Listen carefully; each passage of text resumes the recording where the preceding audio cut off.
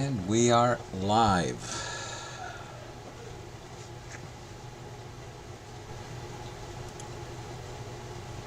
Can we do a mic check that you guys can hear me? We are live. You give me a heads up on the chat if not.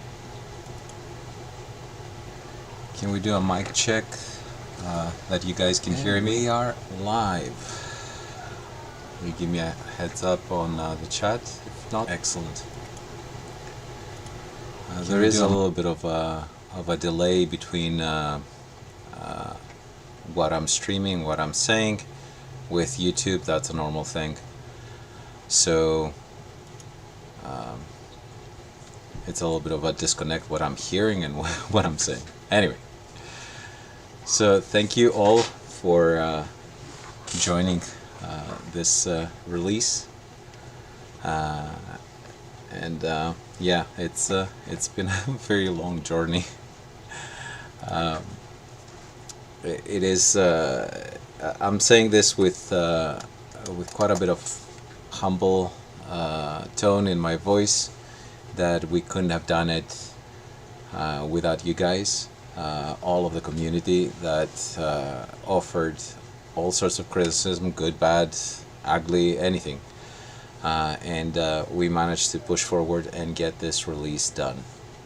So a huge thank you, and I'm gonna say that in the next couple of slides.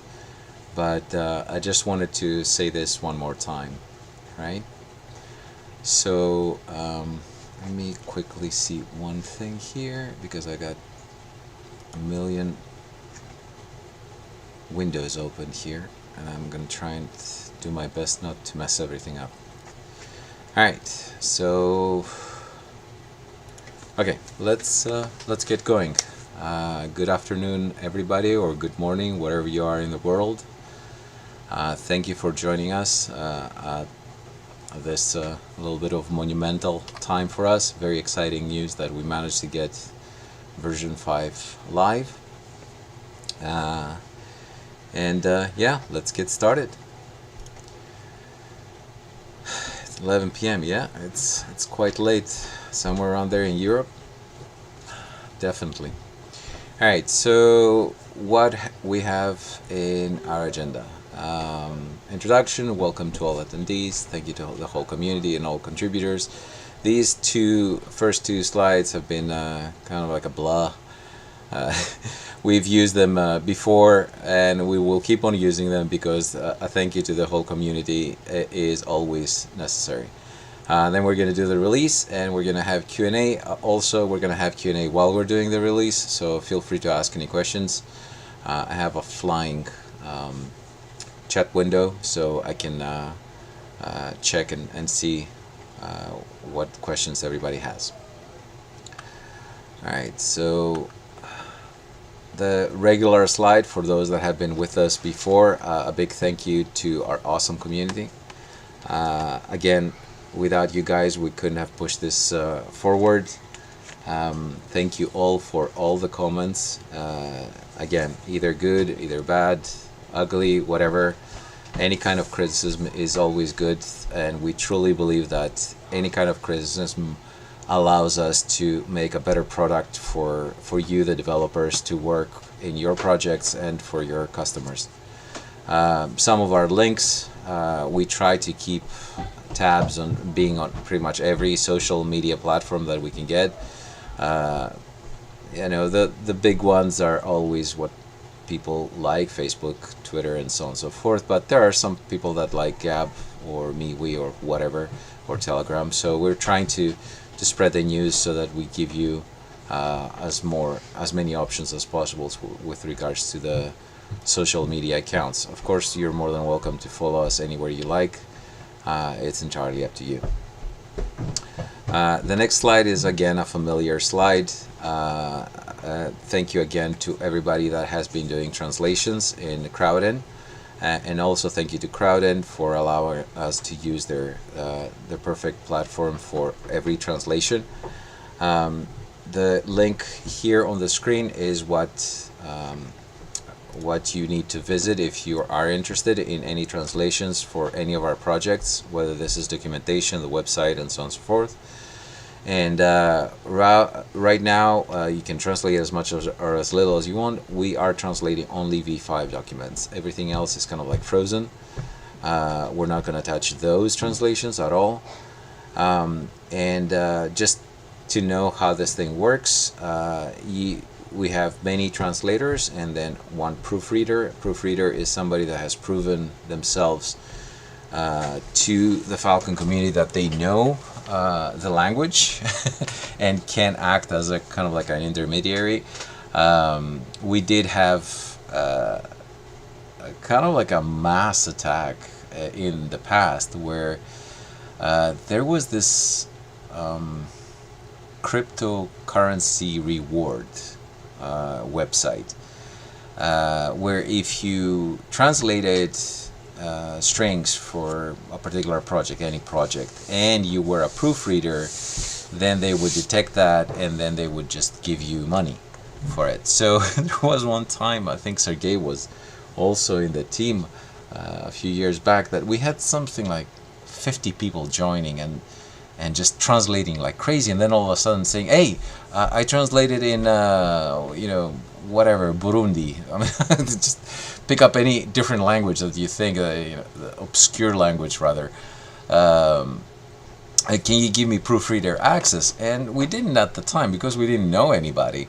And luckily we found out that that this was pretty much everybody going to some of the online translators and keep on translating things in order to get cryptocurrency. So yeah, that's the process that we have. So if you are, let's say, to translate things in Greek, it will come in the queue. I will have a look at it as a Greek speaker and proofreader for that, and then I will approve the translations or not. Same thing happens with Spanish, same thing happens with Russian, and so on and so forth. So once the translation is approved, then it's being pushed automatically into our repository, and then we deploy those translations. Currently the deployment is manual, so once we merge the pull request, then we just deploy the documents as well. And you will see how we deploy the documents. So v5 release. Very long journey. As you can see, we created the branch in end of May 2020, and it's been over a year and more. We've been working like crazy to do a lot of things. We had changes in the team, as you might have known. We had substandard, and I'm using this word with all the love that I can have for the project. I've already been involved with the project for more than 10 years now, but we had some really bad practices at the time. We didn't have a lot of quality assurance tools. Our testing suite was not complete. We couldn't get really good coverage. We were relying on Travis, which was slow, and then Appware to do the DLLs, which was even slower. So if some of you have been with us in previous releases, you might remember when Rude was around, we would wait up to 3 hours for just one release. Thanks to Jeckerson mostly, we actually moved all of the releases into GitHub Actions, and it is extremely fast.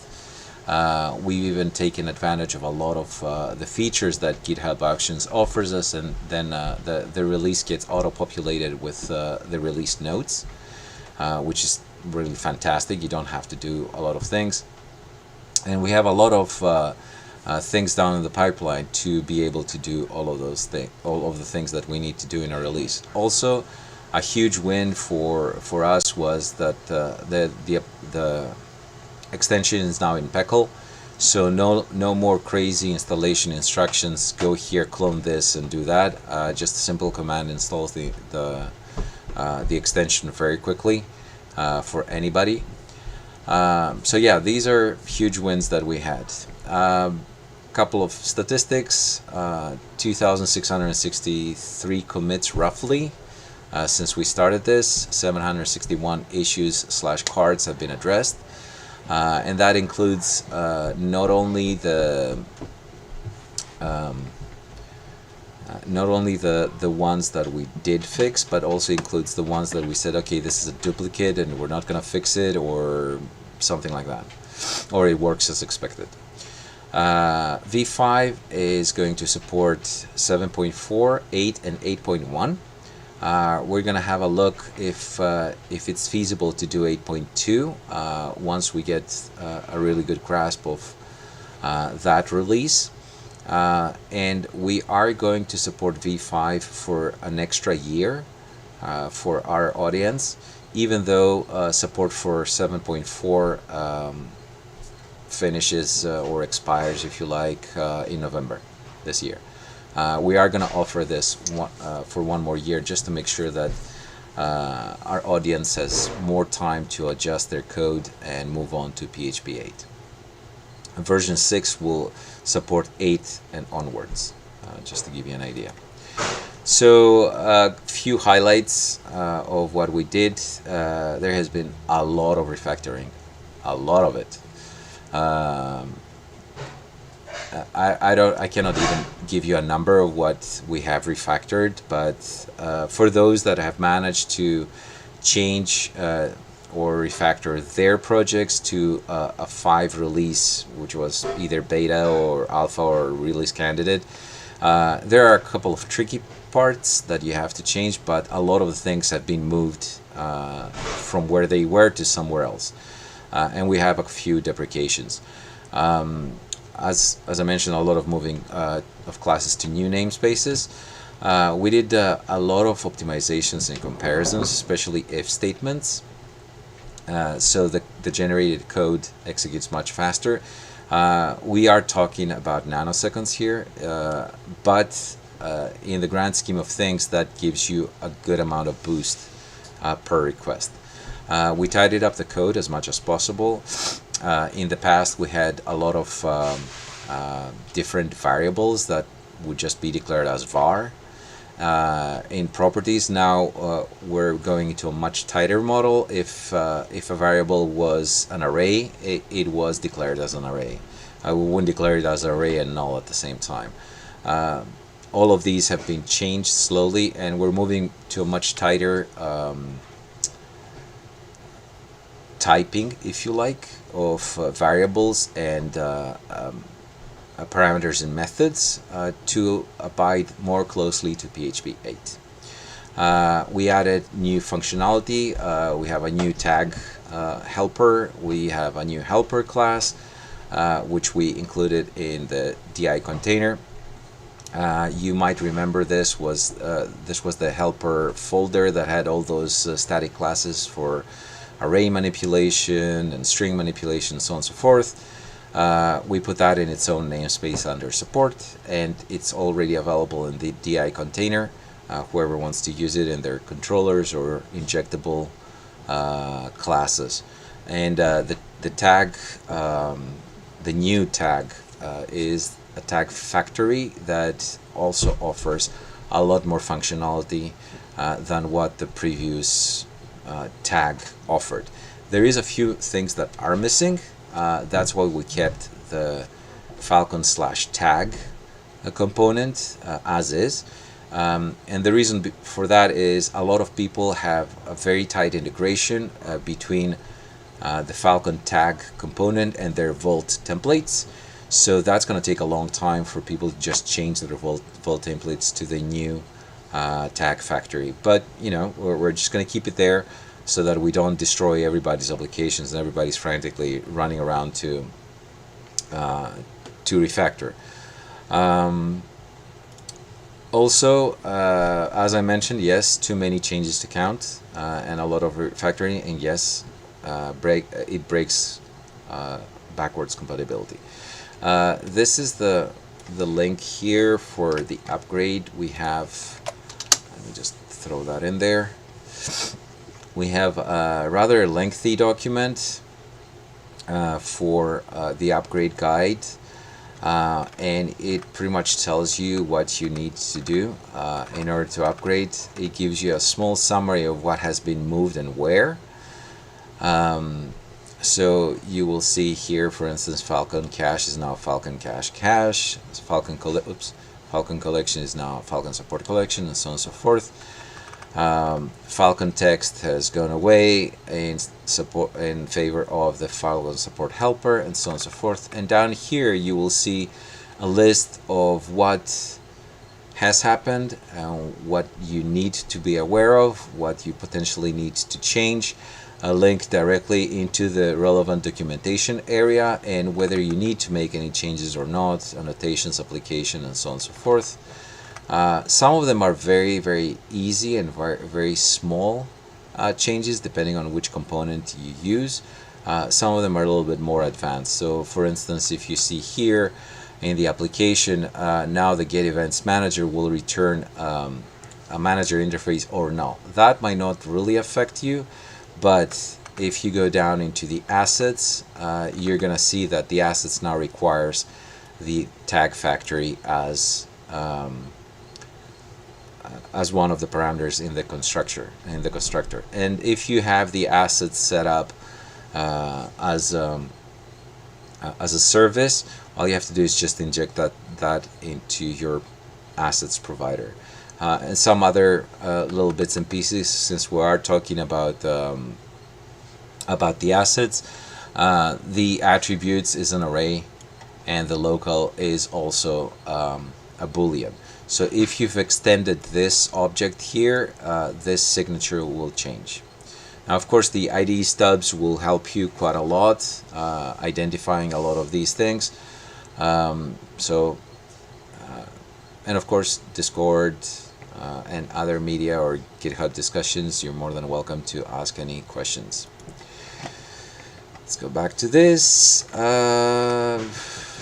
Pretty much the last slide is we're gonna need a little bit of help now that we're releasing this. Obviously, you're more than welcome if you want. If you don't want, that's perfectly fine.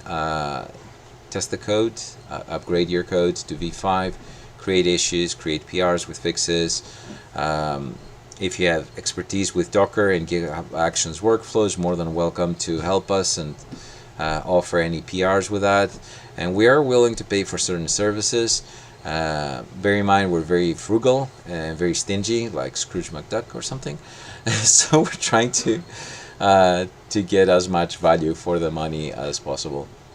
And we do that because the money that we have in the project, we tend to not spend it and keep it for use in the project. So we're trying to get as much value as possible for the project because that's gonna help the project go forward. So then we have Q&A and a thank you, right?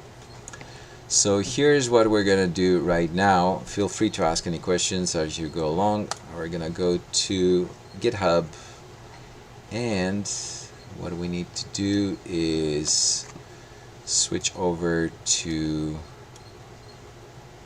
the code window, which is this one and this one. All right.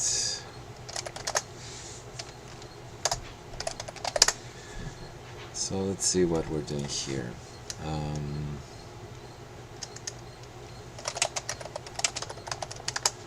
So let's get everything. Alright, so we have some stuff in there.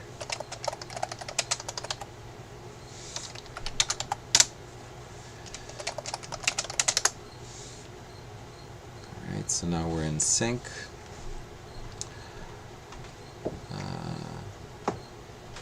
The Mr. Daniel Peterson. I already ported a few projects to v5 and I must say you guys did a great job. Thank you so much. Really appreciate the kind words. I'm hoping to see more critique, you know, from everybody, and more things that we can improve. So I did Thank you, Ken. So I need to find my little cheat sheet here. Give me a sec. I thought that it was called team.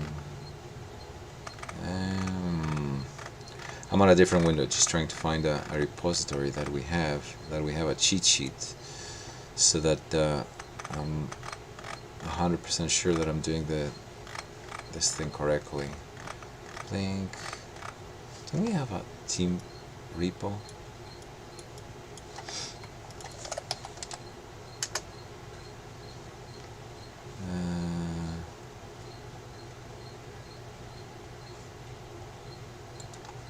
Alright, cool. You are lucky, my friend. So XX Ewan or Evan XX. To be honest, I started with v5.0.0, so I don't know how it was before, but working with it feels great. Yeah, you don't want to know how it was before. I've been here since version 1 point something, so we had a lot of things that did change, and we're happy that we changed them, and there's more things to come in the pipeline, so we definitely are in a good track. And all this started with v4. We had to restructure v4 the way we had to restructure it, so that we have more leverage to move to v5 and all that. There you go. Vladimir is with us as 1.3, so he's an old guy as we are. Okay, so I cannot find my repository. What the heck? Where's this thing that we had?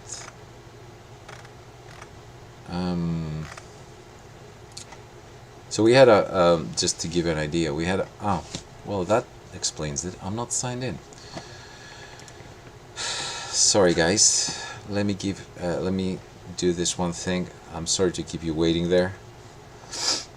Let me just quickly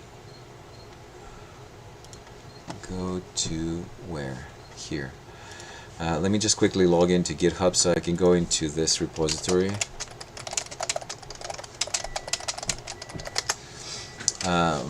Just in case. We have a private repository, but we keep some notes. Nothing crazy, but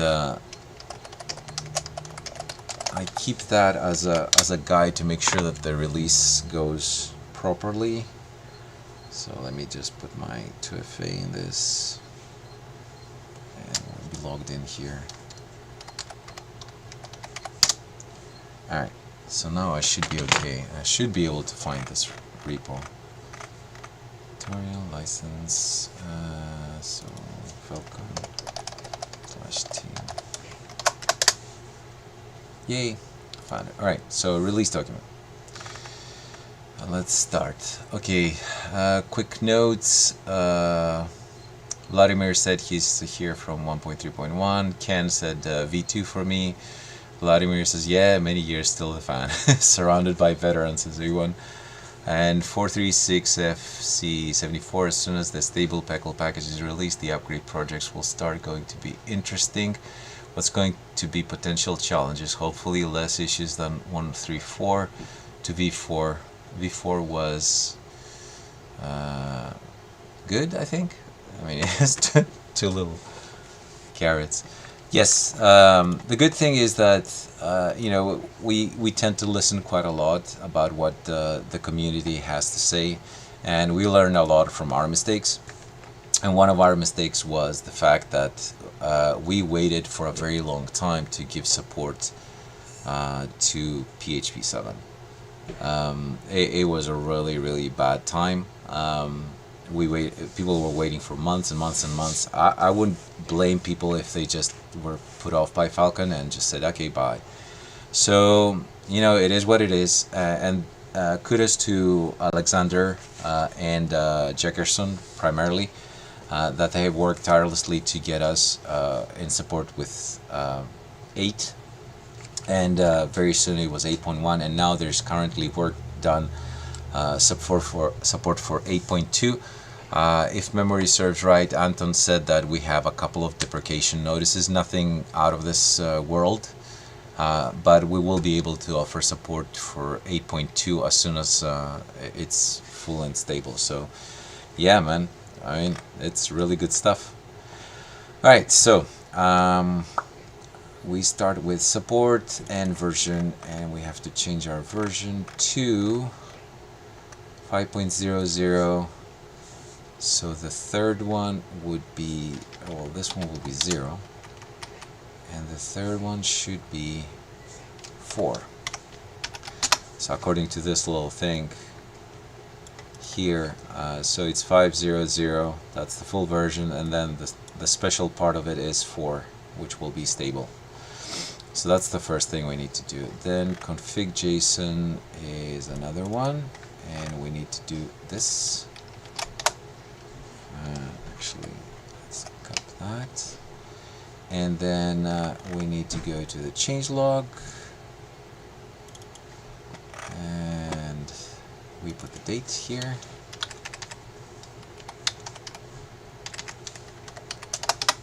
Okay, so these are fine. And then git flows or main rc. So we need to go here, workflows main. We need to get rid of that part. Let's just be extra sure and find this thing in the whole project. Let's see where we have. Yeah, we know about that, and the changelog has this. Okay, so we don't have any changes here. Let's go to the changelog. So we just grab this, and now we change the pickle package, which is here. So this one will become 0922. Just leave that. This one I think was stable, and this one is stable. And then we need to get rid of that and paste our new stuff. And let's make that end. Just make sure that because this is XML, it's gonna break if we don't make these tiny changes. So fix log is there. Yeah, that should be it.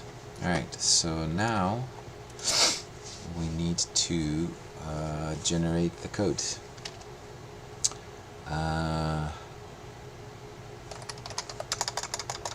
So let's see.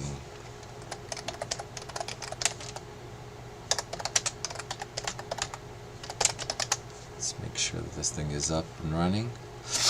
Our Docker containers.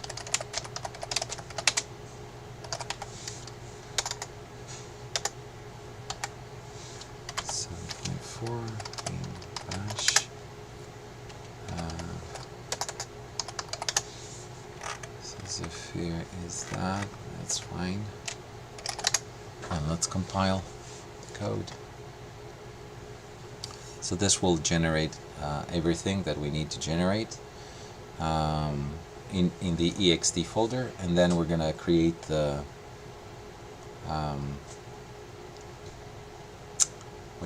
the optimized files, and then once this is done, pull request to the main repo, and then once the main repo is done, then we're going to create the release.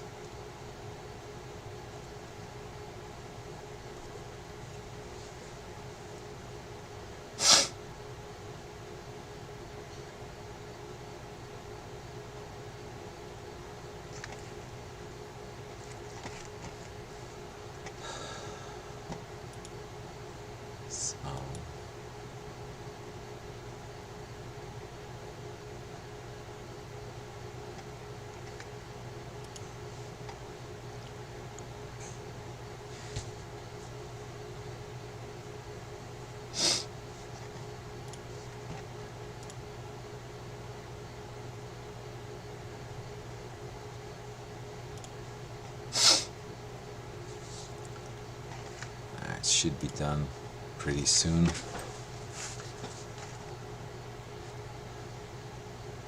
Usually takes, for my computer, it takes close to 2 minutes max to have everything done.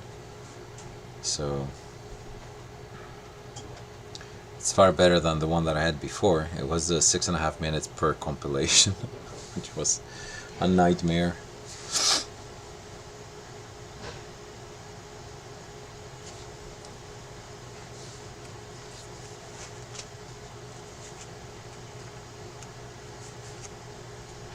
This is really exciting, guys.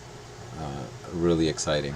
Just to see that all of the work that we put in actually goes into a stable release and we're able to give this to you.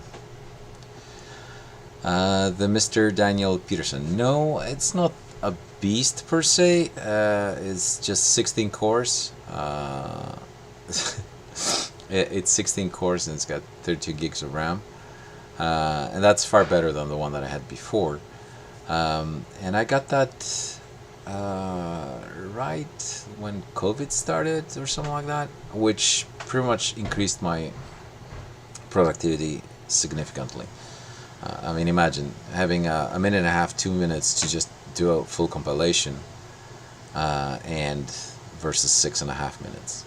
So yeah, the good thing is that the one that I got, I built it on my own. So if when the prices of memory go down, I'm going to invest in doubling the memory, because I have only 2 slots filled, and then I can put the other two chips in the other 2 slots. And it does accept better processors, so that I could potentially upgrade the processor, but I'm not in a hurry. I mean, the last computer I had it for since 2009, so that was a 10-year-old computer that I was working on. So there you go. 436 has now tried to compile it on a Raspberry Pi. Yes, I have done that. And yes, it was a painful process, and it did take a long time. But there is a little trick that you have to do on the Raspberry Pi, because the virtual memory will get exhausted. So there's a little command that you have to run. The Mr. Daniel Peterson's 16 cores is pretty beastie. And again, it says I'm running 16 cores, 32 threads with 64 gigs of RAM. Yeah, so you're far better than I am in terms of memory, at least. So yeah, our computers, next thing you know, we should be compiling this on a Cray or something, or a 6000.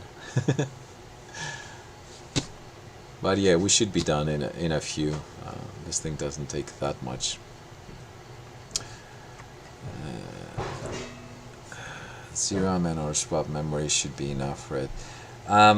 That we do have, for the Raspberry Pi, we do have a section in the documentation that was submitted by some members of the community, what they had to do in order to get it to run. But bear in mind, when that article was written, Raspberry Pis did not have 4 gigs of RAM. I have one that's 4, but I don't know if there's new that came up with more memory.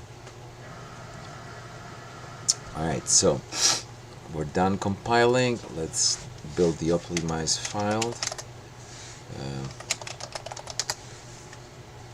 Alright, so this is done just fine. Alright, let's optimize the files, and we need to do build and PHP. No.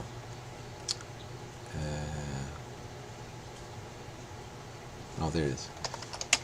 Gen build. So this one will generate all the files that we need to run. So now we need to exit the container. And there we go. This is all the build. So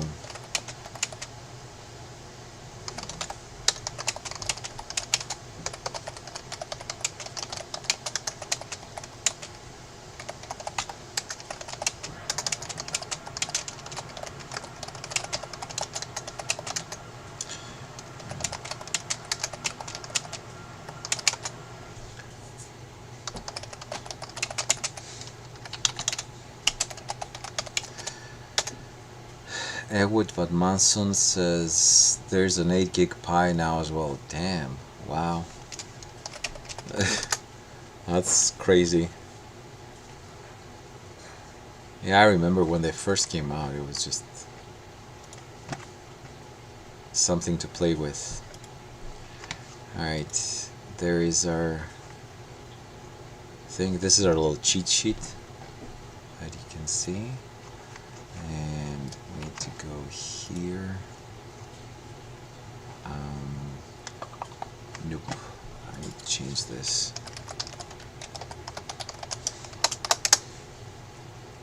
Okay, so I need to compare and pull request. So 5 to 5.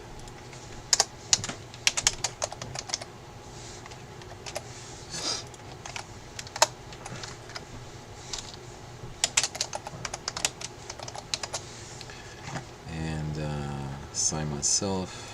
Let's put my body here for reviewer. It's 5.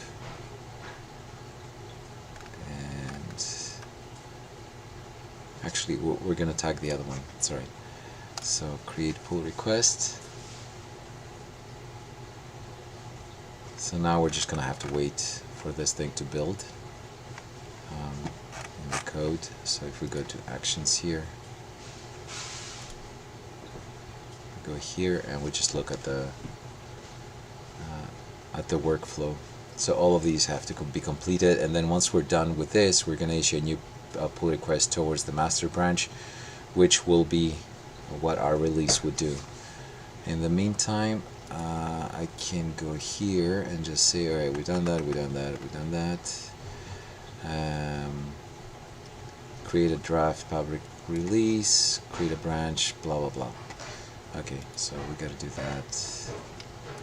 Let's open a new window, go to see Phalcon, and go here. And what we're gonna do is just copy this. Actually, copy this. No. Behrad is asking, so v5 is not pure PHP. No. v5 is, again, business as usual. It's a C extension. It was written in Zephyr, and it is compiled as a module in your browser, in your web server. v6 is going to be a full PHP version. However, we have plans on doing 2 avenues. First avenue is to run certain metrics that would allow us to identify the parts of the framework that are slow. Alright, and again, we're talking about nanoseconds here, but still, those parts of the framework that are slow. And once we do that, we will issue a new extension that you will be able to load it on your web server, and the code is smart enough to use the extension if present. If not, it will use the PHP code. So, hold on a sec. Let's see. Did my buddy here? So that's one.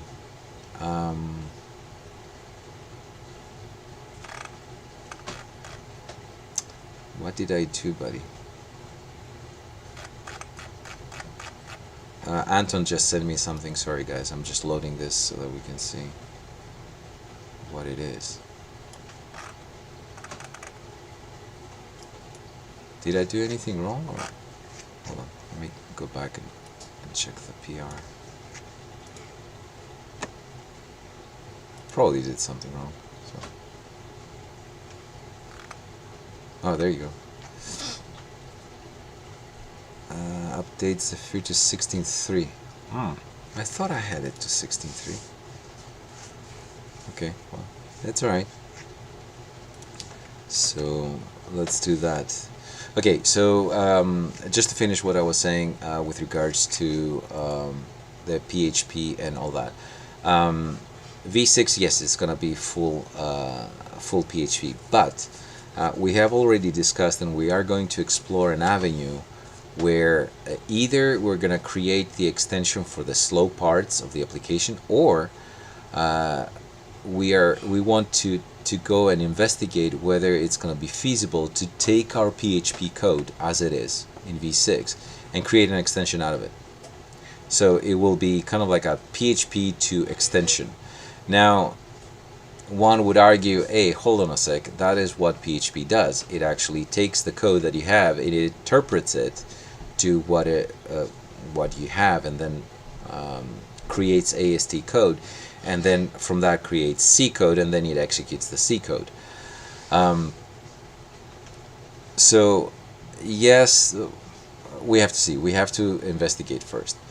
Beth again, wow, it's good to have pure PHP and extension. I like it. What about pattern? I remember it may change to something else rather than MVC. Yes, the goal is to change or create a brand new implementation of the ADR pattern. This is Action Domain Responder pattern. It's a much lighter pattern for application, and it allows for it allows you to just get a response in one area, and then take that response and decorate it to whatever you want. So will that end up being JSON what you receive, or would that be PHTML? Would that be anything, right? So the goal is to go to that, but we don't want to get rid of the MVC pattern. If we can support both, I'd love us to keep those. And we don't know which one would be far better. We do believe that the ADR pattern will be far better in the long run, because the way you see applications, so you have a lot of micro and microservices and JSON responses, and. So that's where we're getting. All right, that's answer to the questions. Let me quickly see. 16. That's weird that we have this Zephyr. I mean, it's all threes here that I see. I'm just searching the code, but it's alright. Let's have a look again. Let's remove the Zephyr. Right, and let's go back to our Docker environment, and now I should download the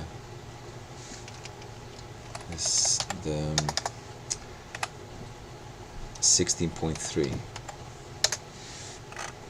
Yep, oh no, it says 16.2. So that's the question. Is it the same? It picks it up from here. So we have a small problem somewhere. Is it in my bash RC? Here probably. Or do I have to rebuild the Docker? Dang it. PHP 7.4. Yeah, I guess I have to rebuild the Docker one. Dang on.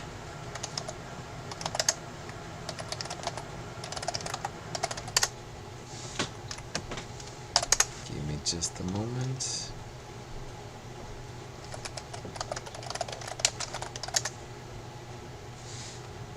Alright, and it should be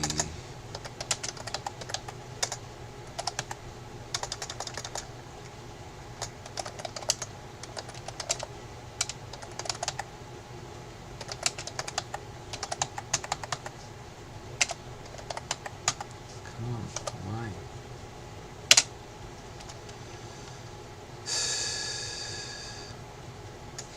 Don't I have the Docker compose local?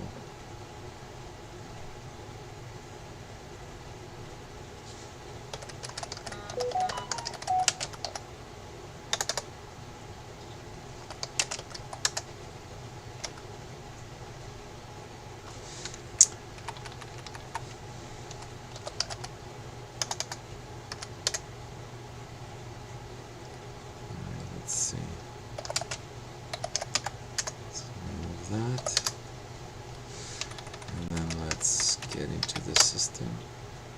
Yeah, it picked up the Zephyr 3. I just saw it. Yep, 16.3. Alright, so we just need to do another CPL on this and do that. And 436F6C74, I'm just gonna call you 436, sorry bad. Says that there's a failed test. Yeah, it most likely because I had the older Zephyr extension. We'll just look at it in a minute. So Calais Almighty says, sounds like you want to supply an OP cache preload script instead. Could be. We just want to investigate that option and see what's best, because one of the beauties of Phalcon is that it's memory resident. So yes, it is fast. It will give you much more performance than any framework that is file based will give you, but it's also memory resident. So if I have 10 different applications on my server and they all run the same version of Phalcon, I have to load the module only once. So yep. That would help you. So Bethrad said, thank you for the answer. I remember last year you implemented ADR with v4. Really love it, but I'm not sure my implementation was correct or not. I would like to see how you implement it, but still deeply like to have MVC next to ADR. Yes, absolutely. One of the projects that we have in a semi-ADR methodology is the REST-API. That one just sends HTML back to, sends JSON back to the caller, and you could very quickly put a decorator at the front. So you would just pretty much take your JSON and just transform it to what you want, and that would be something that would be in line with the ADR pattern. Chet Henry says memory locality helps Phalcon too. Yes, absolutely. We do that. So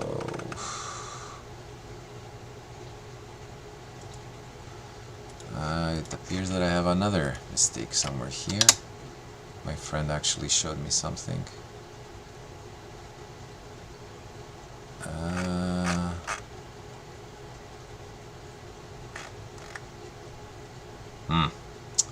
Dang it. Alright. We need to change something else as well with the tests. Version trait.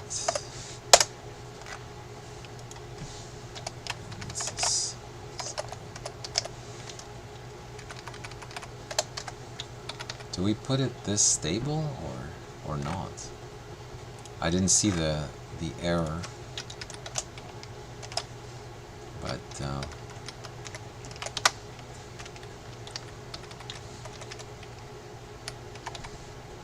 oh, okay, this one doesn't need to.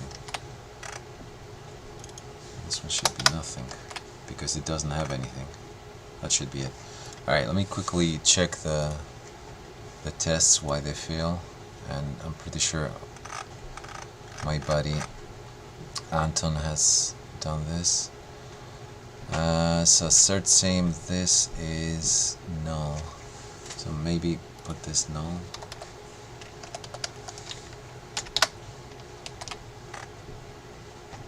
That should be it. Alright, so we did this part here.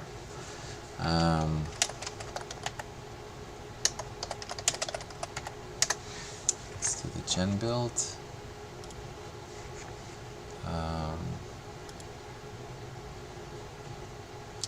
Yeah, the conditional that we had in the trait did not take into account the 4, which is actually, we should put this as null, or no, empty. Leave this to empty. The test should be corrected, really. So get parts test support version. I'm actually doing something in the other window as well. Let me just put PHP Storm here. This is the trait, and this one returns an empty string. So what I need to do is just go here, unit, support version, and get parts test. And this one needs what?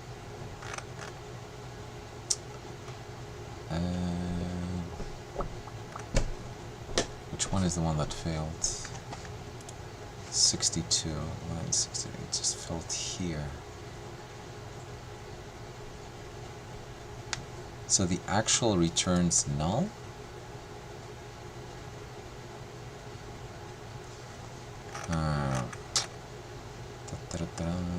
Let's have a look here in the code.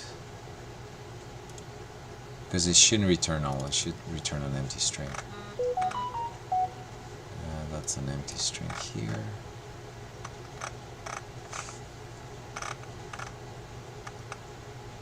Alright, so get part.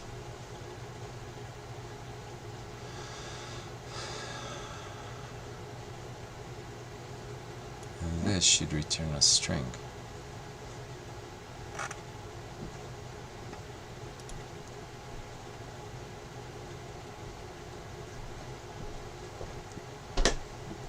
So if this exists in there, then give me that.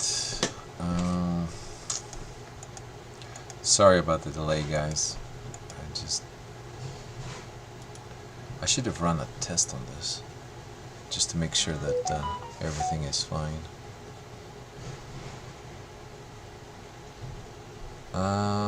Yeah, you can just run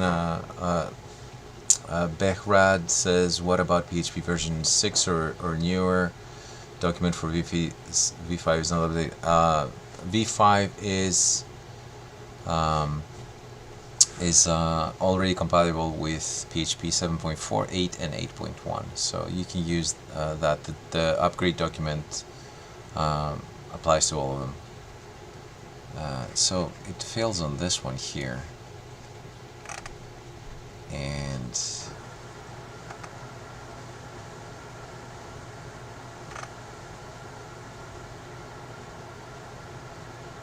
so this one should return 4. I think this one should be okay if we do a string, maybe? Alright, so could set run tests unit support version. Alright, so somehow this thing returns null, and I don't want it to return null. The actual is the second, so get part returns null. Why? ID. So this one should be 4.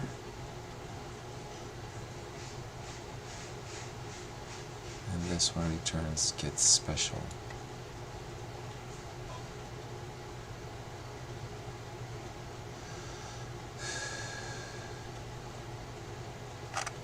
Where's the get special here?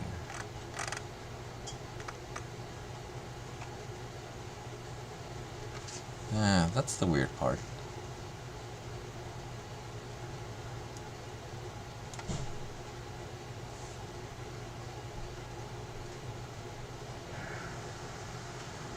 Okay, I got you. Alright, so the Mr. McDaniel says no problem, it will be interesting to see with regards to the pattern. Becker says very good. Ken says I think the issue is that the installation doc talks about PHP 7.4, but it isn't clear it supports 7.4 or later. Thank you for that, Bud, but I'll just add that in a little while. I just want to figure out why this thing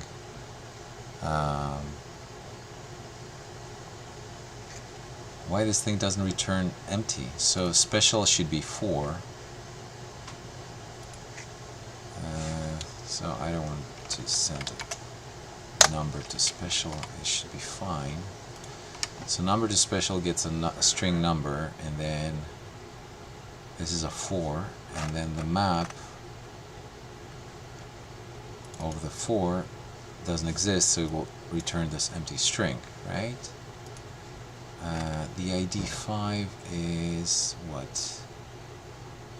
We need...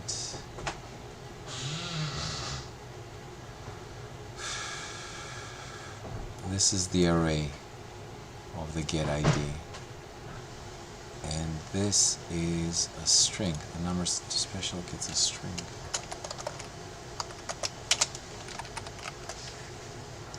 Here and here. Alright, so why does it return null here though? We expect this to be empty.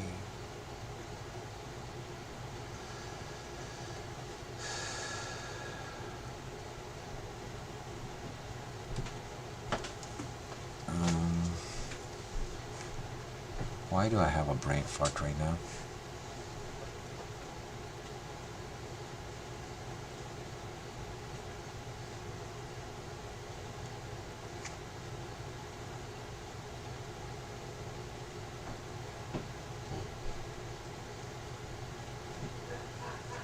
So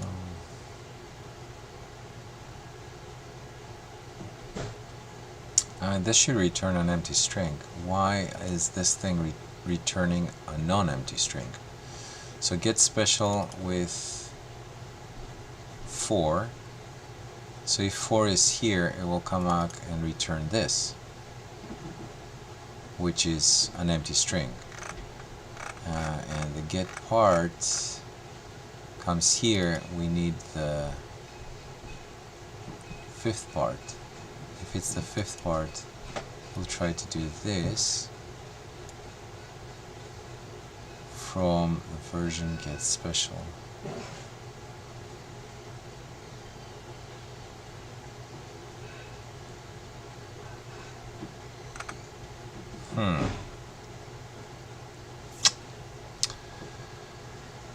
Why am I not seeing this?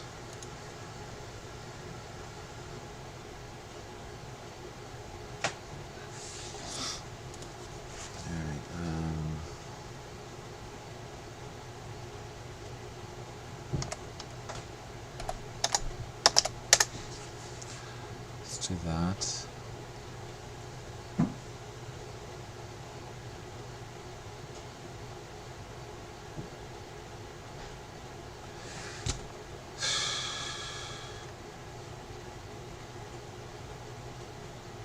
So why is this thing returning?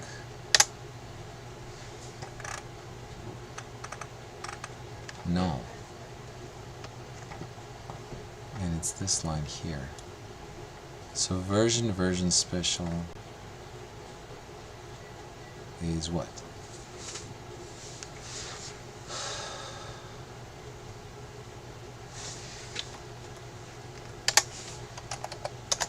The good old var dump.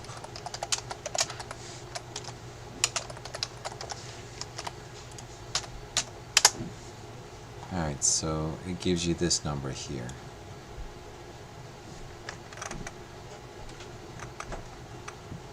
Okay, and then the 5th one. 1, 2, 3, 4.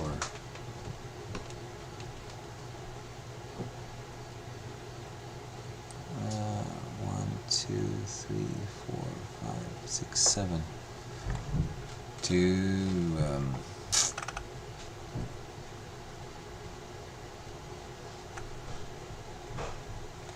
I don't think that this is correct. We might have an issue in the version when we do the get ID. Get version, get ID, right? So major will be 5, and then 0, 0 would be the medium, 0, 0 would be the minor, so that's 5. Special is 6 and special number is 7. So the question is,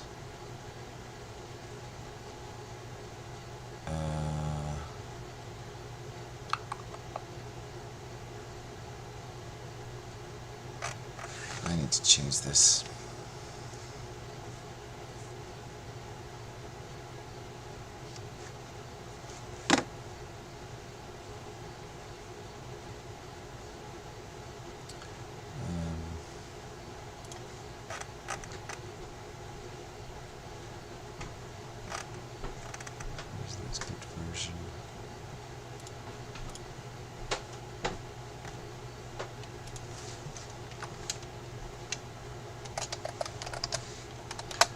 Alright, so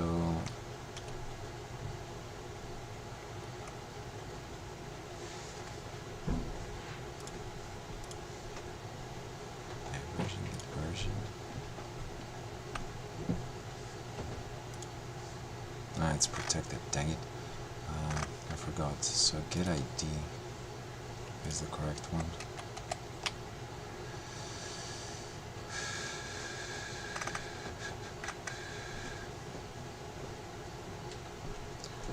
So this is the first one. 0, 1, 2, 3, 4, 5 will be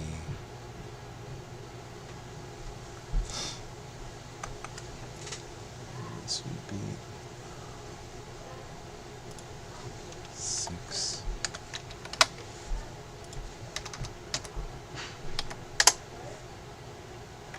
Why does it return null?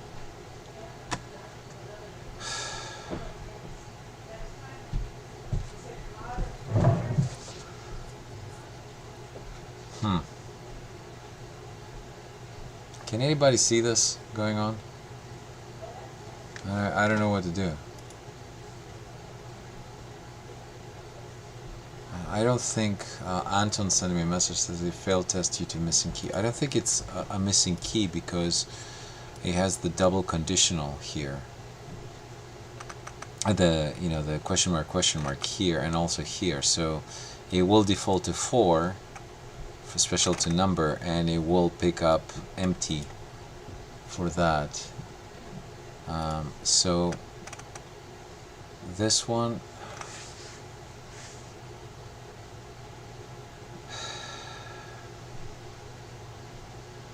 so in here we're gonna have 5 0 0 0 0 0 4 0.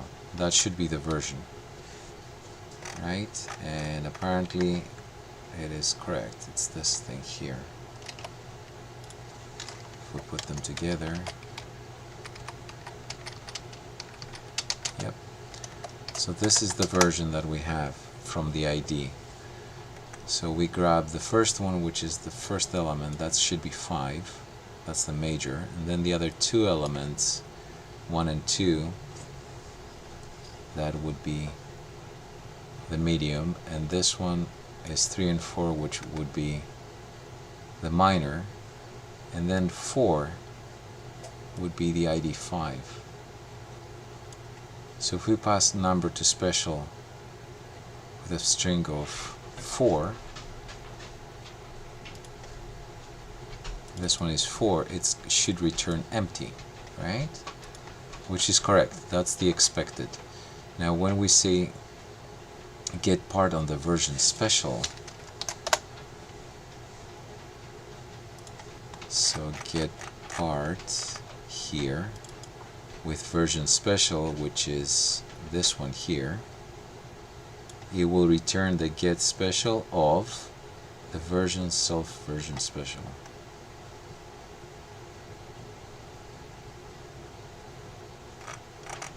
And the get special does what? Picks up 4, and we don't have 1, 2, 3, 4. Actually, I'm curious here.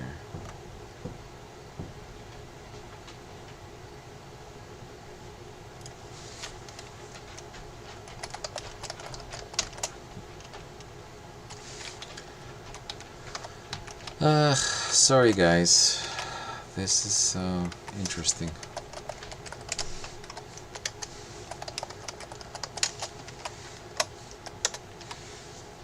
So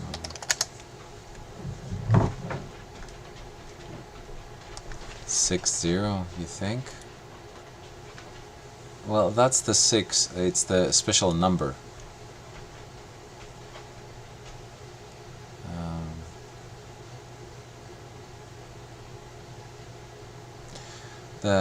In this trait here, we should be getting an empty thing, right? Because we're passing 4, the number 4. If I do var dump ID 5, take it out of there, actually, put it here, and then put a die once this compiles.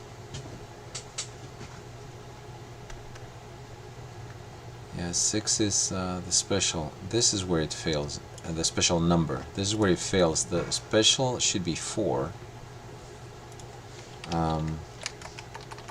Let's dump those 2. And once this thing compiles, we're going to... Yeah, I'm going to do that. So I'm getting good feedback here from the guys. You try to print to see if it actually returning the default, and then Ken suggested the ID bracket 6 colon 0. Yeah, just when you passed it, it caught my eye, and there's this var dump in there to see what's returning and see if you're getting a blank string return out 4. We see the 4. There's 2 4s here. One is this 4, which is the second part of the version minor, and the other one is the 4, which in the version class context is the constant version special. I love live streams with other people. Everybody's offering something, and lo and behold, you get to the end of it.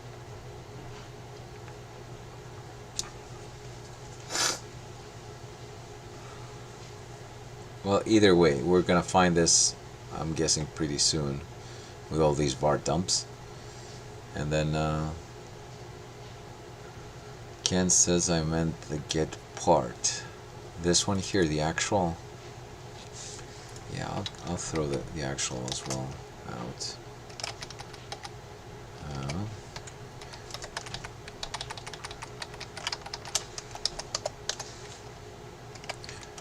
Let's do this, and let's die it later. Let's die it there, or there. Well, the actual is the one that returns null, so we're gonna see it in a minute. Once this thing compiles and we run the test, we're gonna see some output on the screen, which some of it will be from the test and some of it will be from Zephyr. And then once we figure out what's going on, then we're going to be able to... I still don't understand why it returns null. I just don't see it right now. But then again, it could very well be a brain fart. So,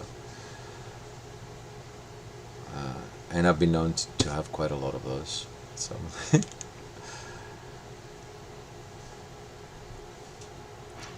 So there you go. You're getting a taste of live debugging Phalcon, how things go. The worst part is when you're trying to figure out what's going on with the ORM, because it's method after method after other method and then calls another method and so on and so forth.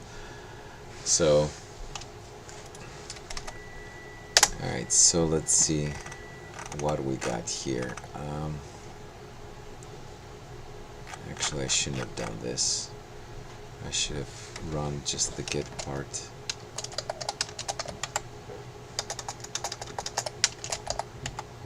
Alright, so this one will give us what we need.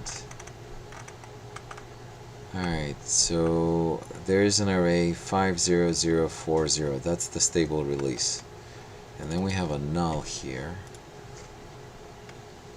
And the get special self version special returns null. So this part returns null here. And it's not correct because we should be returning a string. So let's go to the get part.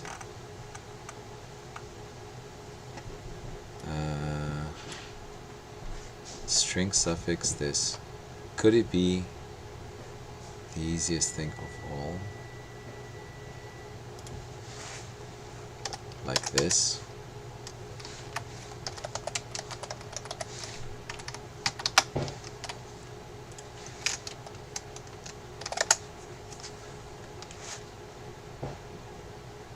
Ken says, don't feel bad, it's been 2+ years since the last stable release. Yes, it has. And to be truthful, in my current job we didn't go to v4. We were waiting for v5 because we were in PHP 7.3, I think, and we just wanted to just pretty much jump everything. So we didn't even touch 7.4, we went straight to 8.1. So it's been helpful also having this release as well and not going to v4. We had made a lot of changes, but we had to make a lot of changes to go from v3 to v5, but it's much easier now that we managed to do this. So alright, so let me see if this little fixed it. Ideally, what we had here, the suffix equals empty string, should have been okay, but I don't know. This one is a sure way to know that suffix is an empty string, and then because I have 1, 2, 3, it will return the suffix over there. I mean, I could potentially put a default here, but I don't need to because I have it here. I will see, and then we'll return the suffix. So let's see if that one fixed it.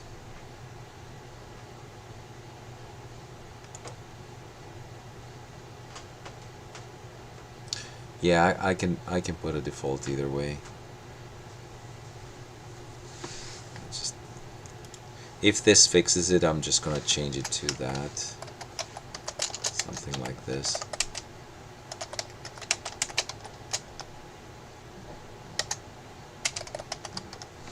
Something like that.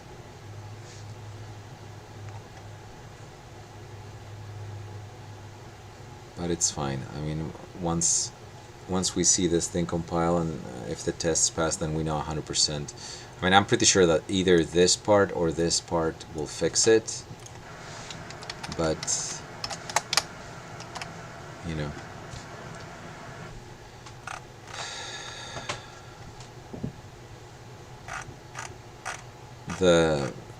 Some little trivia for you guys. The version component was one of the first versions that I developed in one of the first components that I developed in Phalcon.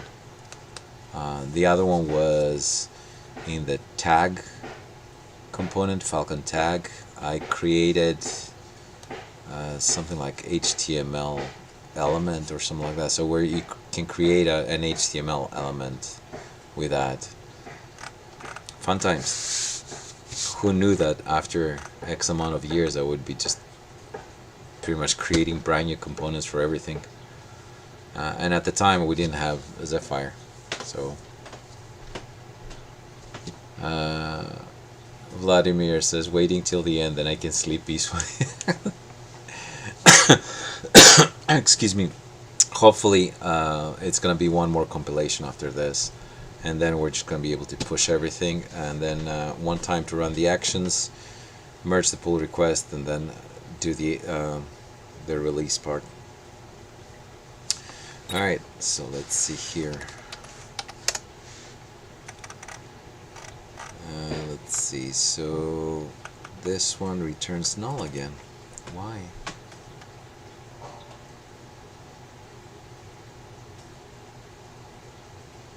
Who would have guessed that the first thing you worked on was... Excellent! Who would have guessed that the first thing you worked on would hose you at the release, says Ken. Murphy's Law in action. Indeed, my friend, it is Murphy's Law in action. So let's try this. Let's do what we said, default let that suffix equals empty string break, and then that will return the suffix. It's this null that I'm worried about here, and then again the null, because those come from down here, the get version. So the first printout, the first array here that we see is this, the first var dump in line 186, and then the var dump of this get special version self get special is the one that gives us alright, so here's something interesting. Hold on, I think, what's version special? What's this? That's minor. Version special is 3. Okay, good. So that one will give me this element. And then, alright, let me go down here, get rid of these two guys. Alright, we're gonna come here. Alright, let's run this. And this should actually show us what's going on.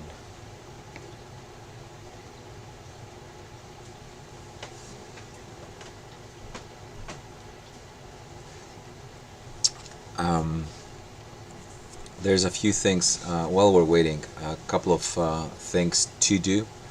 One of the big things that we're gonna have coming up will be, of course, to support the v5, right?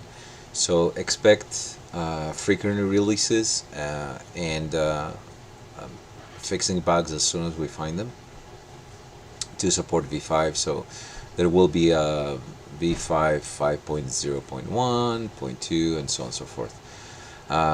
Even if those are one or two small issues that we change, it's much easier to upgrade now to upgrade Phalcon right now with Phalcon, and we can just push releases very quickly. Having said that, our main concern would be to start heavily on v6, and the reason for that is if we have v5 and v6 exactly the same code, exactly the same tests running, and all the tests passing, you pretty much translated your whole Zephyr application to PHP. What would that give us is the ability to diagnose bugs extremely quickly using the PHP version, because you have all your static analyzers, and then you just run your tests. You don't have to compile anything, and then take those changes and transfer them back to the v5. Now granted, v6 will be PHP 8 support and above, but still we can definitely work on those as expected. One thing that has been a thorn on my side is the actual forms, HTML forms, and the current inability to process array parameters. So for instance, some people might take a select and they might send it back with HTML as an array. Currently we cannot process that, but I want to get that going, and now with the helper classes that we have in the tag factory, it's much easier to do that for radios and select box and all that stuff. The other thing that we got as a feedback is the way that checked has changed. In the past, we would just write in an array checked equals checked, and then you will know that it is checked. Right now, you have to specify if you want an unchecked option, and then the checked option has to be the same thing as the value of the control. And some people, some members of the community turned around and said, well, sometimes we just want to have a checked box without a value. So that's another change that I intend to implement. So you're gonna have checked equals checked or something like that. Or if you have something like checked equals true, that one will give you the parameter that you need over there. So these are the two things that I have coming up for the 5.0.1. and they don't change the API, so we're okay with Semver. And then full speed ahead on v6. There are quite a few elements that quite a few namespaces that we have already in v6. I'll just have to go through all of them and make sure that they are in sync with Phalcon, with Phalcon. And then we're gonna have to do three major write-ups. One is Vault, the Vault parser, one is the PHQL parser, and one is the annotations parser. All those three, as I mentioned, have been working with, have been, no, really?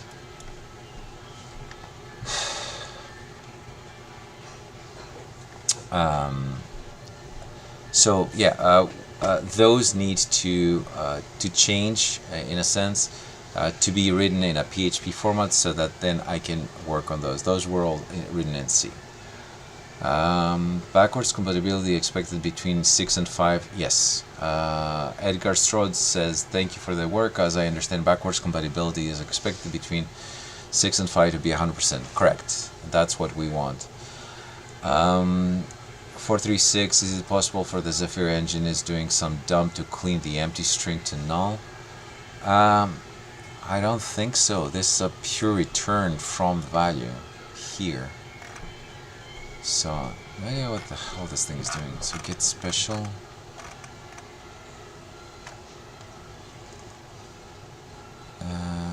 Right, so var dump time.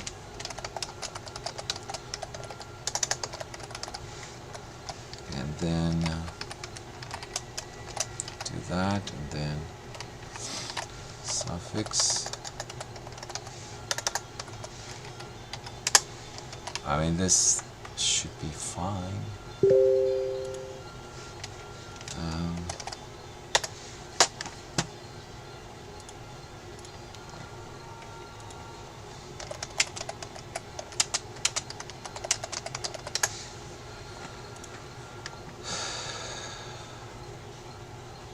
Yeah, that's what I'm trying to do. So cancel state right there in the code, var dump suffix right before you return it. That's what I'm doing. So I'm just dumping the special, what comes into this method, and then dump the suffix, which should be this. But so let's see what this one will do.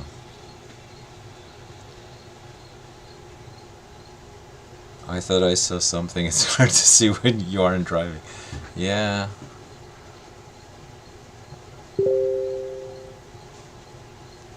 Indeed. It is difficult when I'm driving. Speaking of driving, my nickname here is the Grandpa, because I drive slowly. So, from my family anyway. But unfortunately, I'm the one that's got the what you call it, the speeding tickets. So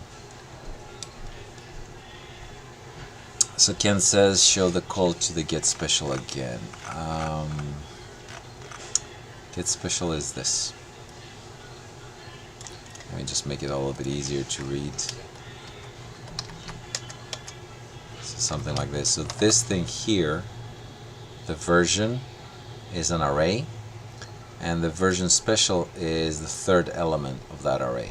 And this one should return the number 4 to us. And it's going to be an integer.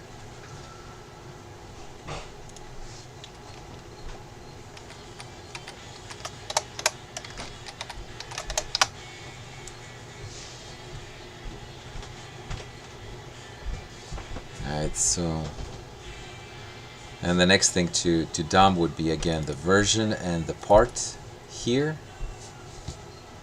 So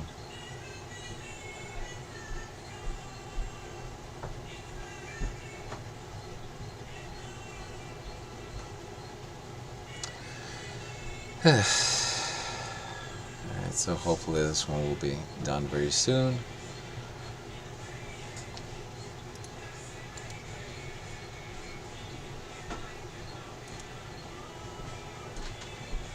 Yeah, I'm gonna do that in a minute, but I just want to see what comes up. What comes up here. So what are we passing as this parameter, the special, and whether this switch is picking it up, and what ends up being the suffix. In theory, the way I read this code, it should be yeah, well, I just want to see what the special is. If the special is something completely different, then we'll see. But then again, I'm looking at this code, and this code actually makes sense. So whatever you pass here as an integer, it will be either 1, 2, 3. Anything else as an integer again would be this. The question is, if the special is null, what are we doing? So that's what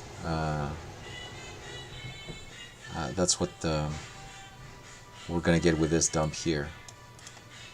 Alright, moment of truth. Oh Lord. Okay, so special. So this is the version that we get. This comes from the test. Get part 61 tells us this is a 4. Then we have special here, then 4, this, and then the suffix is null. Why is the suffix null?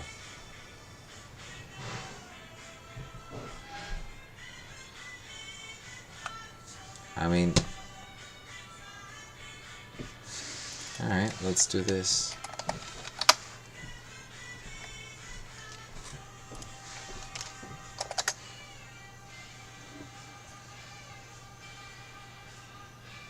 I'm stumped too.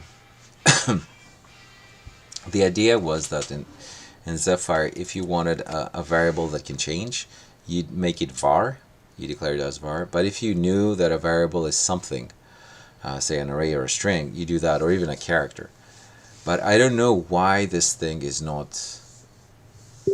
I don't know if it's firing the default. It should. But even so, even if it's not firing the default, we had a let at the top. Okay, so Brad says, can you let default string have a space to see if it's treated differently from M string? Yeah, it could. Give it some dummy value just to validate. Yeah, I'm doing that. I just want to make sure that the variable was not the problem. So no, suffix is not a reserved keyword. It is just anything that you can think of. That's a question from Ken. 436 says, give it some dummy value to validate it set. If it's set properly, I will do that once it compiles. If this thing compiles just fine, then this var would suffice, and we know that it goes in here. Otherwise, the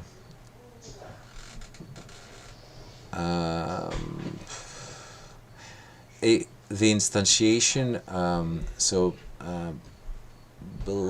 Blinus, sorry, I massacred your name. When you do this var suffix, that's when you instantiate the variable. This is the assignment. The let is the assignment. You can have a variable up there if you want to, and then the let would make it, will assign it. So let's see what this one does. Man, look at this version kicking our butt. One of the simplest components that you can have. Oh my goodness. Alright. A few more seconds, it should be the moment of truth. And then we can just put a space in here or something else. Yay. I can even put if statements and do a return straight up the string here. instead of doing the switch. So let's see how this thing goes.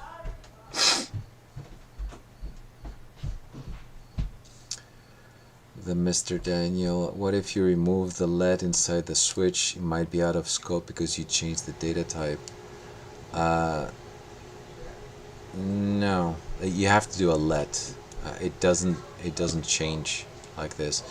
I thought that when I did the string suffix, I used to have it like this. Alright, I thought that this particular line, the first one, would be fine to instantiate and assign it, but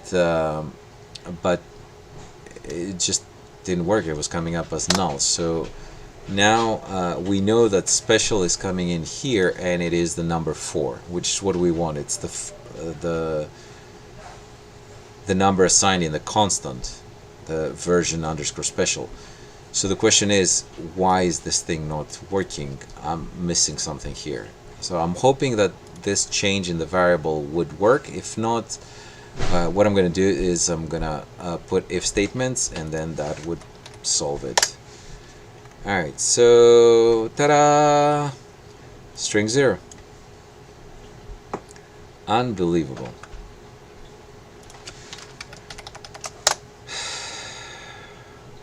Unbelievable. And okay, so let's do this. Let me remove this. Let me remove those dumps. And if I run this, the test passes. So now what we have to do is do a CPL again. And now that I removed all the var dumps from here, what fixed it? I'm just reading the chat as well. Maybe I don't know what let is, says the Mr. Daniel. Let is a reserved keyword for Zephyr to assign a value to a variable. So in PHP you do $blah blah blah equals something. In Zephyr you do let variable name equals something. So that's the difference. So it's the assignment. In TypeScript, I just know that the difference between var and let are differences in scope. In Zephyr, it's different. Let is just the assignment, and var is when you instantiate the variable. So what fixed it is this line 88, where I changed from string suffix to var suffix. And this allows me to not return null and just return empty string. So once this compilation is done, I'm pretty sure that the get parsest will run. Yeah, switching it to var, it fixed it. Zephyr allows you to have optimizations. So this thing, var suffix or var blah blah blah, whatever variable you want, you can make it array elements or something like that, and that one would allocate an array in the C world. But those are very very weird and very finicky, if you like, assignments, because you cannot change them anymore. The minute you say that this is that, you cannot change it. Yeah, string should work right. Could very well be a bug in Zephyr, says the Mr. Daniel. I'm going to talk to Anton. Worst case scenario, we just have a bug that we're going to fix in the next version. So Ken says we can all add Zephyr to our resume after tonight. Yes, you should. 436. So why was the default initialization not working?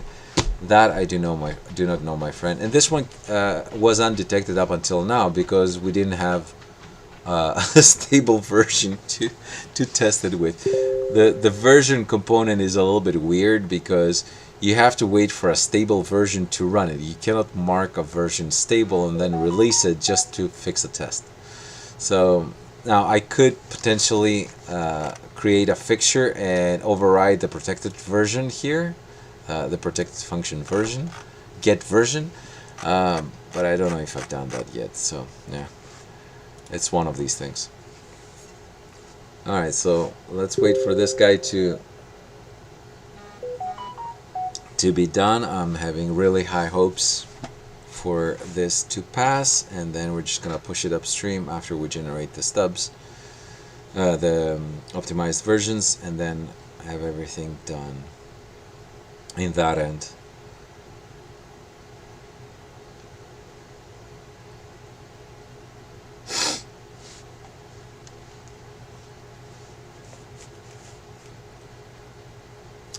Come on. Come on, I'm gonna put some more charcoal in the steam engine to go faster. Alright, so we're done with this. Let's run the test. Passes. So cd build php gen build, generating the optimized files. Let's go out. Alright, and let's go out from here. Alright, so git add Phalcon, git add tests, git call -m fixed.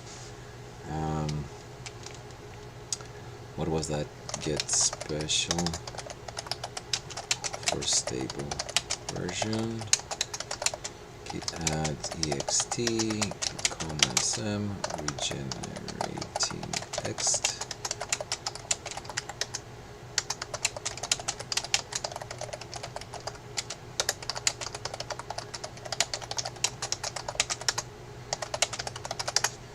Ta-da! Alright, so now that we pushed, we should have something in our workflows here. Let me just change to the code, and there we go, v5 stable. And let it run. Thank you, buddy. Congrats, says Ken. Thank you. I mean, this is what I love, and I always love doing pair programming, because even if you have somebody that doesn't really know, and of course I'm not saying that you guys don't know, but even if you have somebody that you don't know, and I'm going to tell you a really funny story about that, you always get a different approach, and sooner or later you figure out what's going on. So the funny story is every single time I had a really difficult task that I couldn't figure out what was going on, I always bring my wife and I explain things to her. Now, she does have a degree in computer science, but she's not a coder. I mean, she's been a stay-home mom for the last 13 years, so she hasn't touched computers. But by just talking to her and explaining to her what's going on, 99% of the times I find the solution. So so even somebody that doesn't know is really awesome. That helps. It doesn't know what you're doing. So Ken says this is a really big moment for you guys, and David Camoin says congrats. Rubber duck debugging now with a wife. Yep. So I truly endorse rubber duck debugging. You know, she will ask the most naive question, even if she doesn't understand the context of what's going on, and lo and behold, you know, she will just untangle my brain that it's stuck there in that particular moment. And yeah, if I have something, I just talk to her, and she just tells me, but why can't you do blah blah blah? And then I'm thinking to myself, oh, you're an idiot. So so yeah, that's my rubber again. So we did that, we resolved this, because this thing is running. Let me go here, not here. Let me go not here. So let's go to code, releases, and let's copy this. So what we're going to do is we're going to draft a new release, 5.0.0.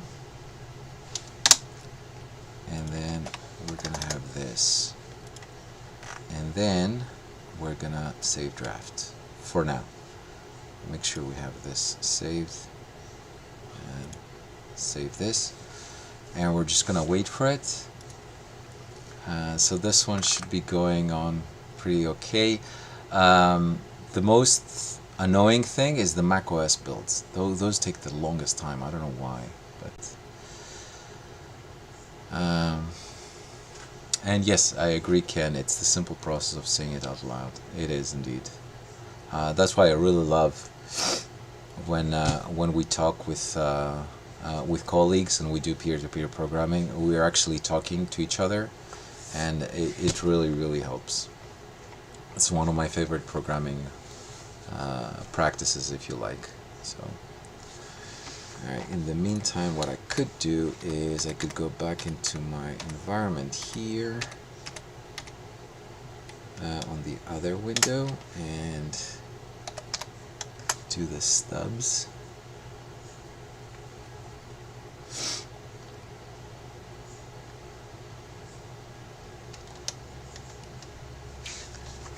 Alright, so let me just get one more and go here.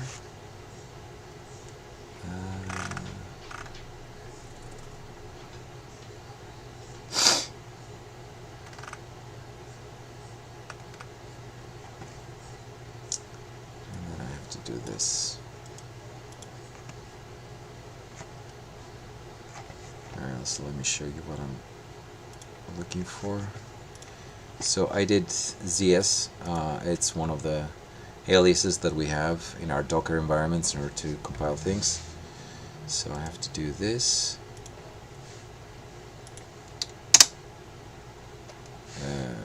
Why? I guess I have to do it outside. There you go. Find ID, type, exec, rename. There we go. And then I have to run php cbf. And what this does is it comes into this IDE folder, and it just does whatever it needs to do in here. Just finding some stuff.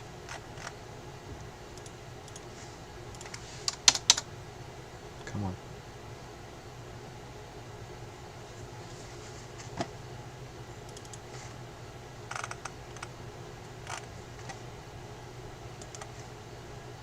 Alright, so this one finished, and now let's go back into the Docker environment and go php cbf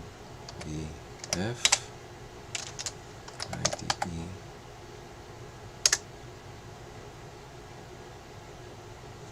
There's a lot of F's.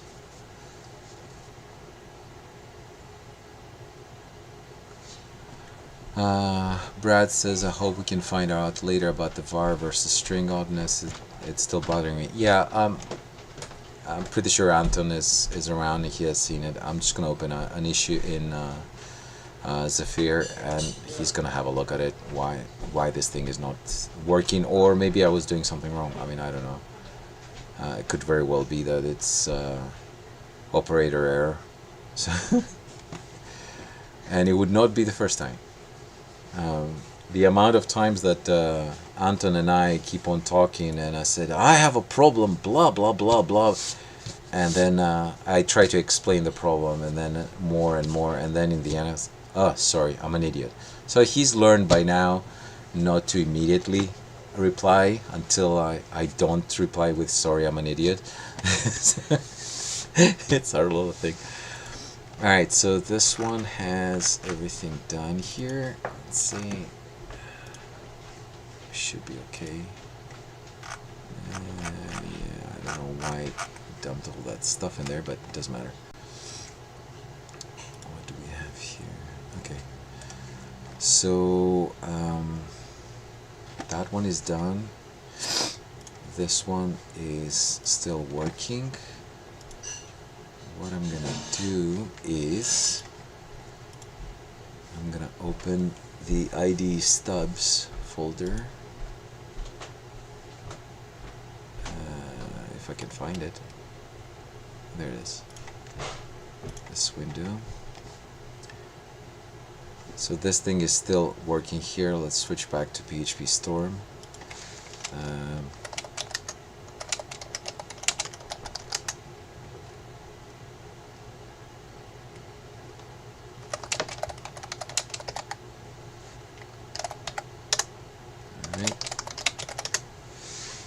That's a good rebase. And now what we're gonna do is I'm gonna have to kind of like copy the stubs from one to another.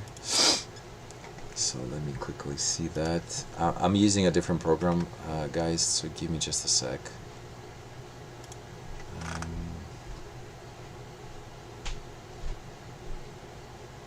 There it is. See Phalcon ID.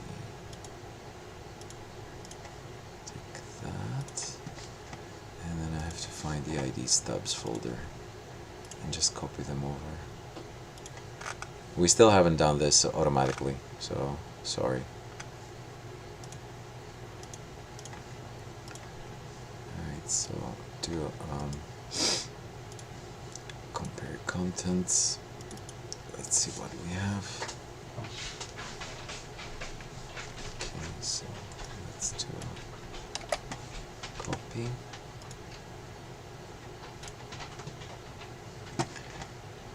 Alright, so this one should have all the changes here.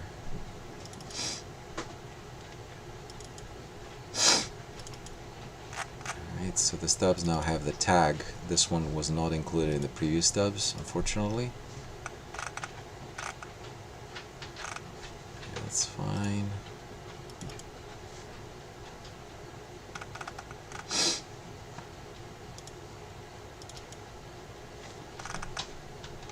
Okay, so this.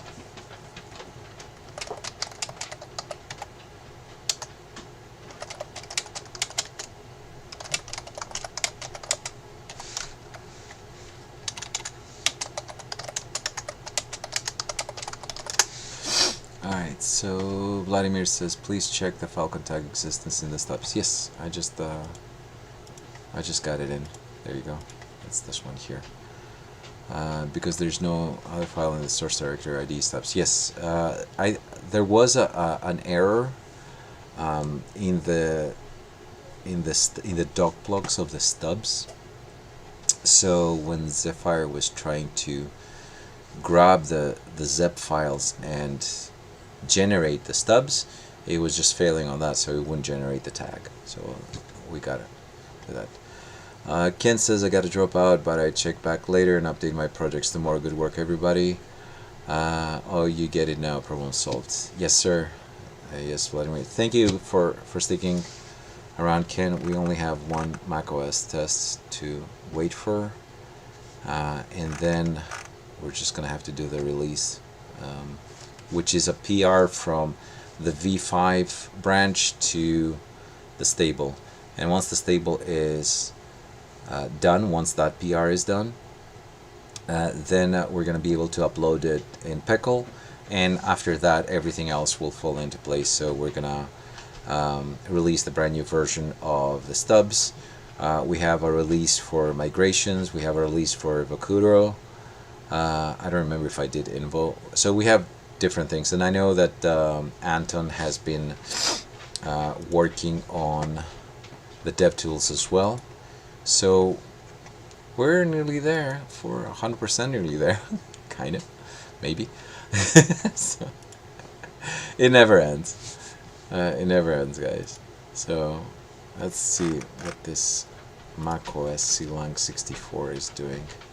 Oh yay, it's building the extension. So yeah, these macOS, I don't know what the deal is with, maybe it's GitHub Actions, or maybe we're not doing something right, but this one took 3 minutes to build, and it took 6 minutes, 7 minutes to complete. And if you look, let's say the Ubuntu one, it took 4 minutes to complete. So I don't know why these things are. So this Ubuntu one for 8.1 was 4 minutes 32 seconds. This one here is 4 minutes 9 seconds, so you're just waiting on this thing to complete. Either way,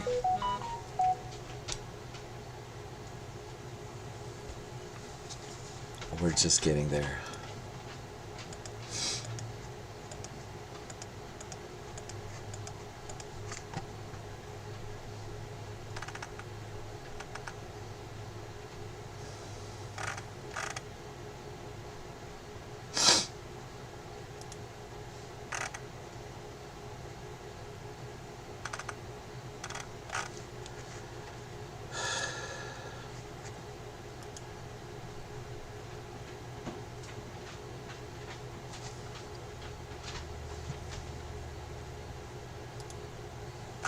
So it stops here.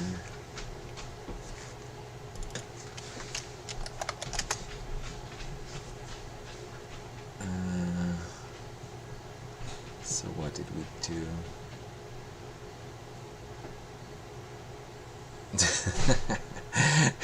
Edgar Strauss says GitHub is owned by Microsoft, so Apple is slowed down, not many Mac Minis. Excellent, excellent comment.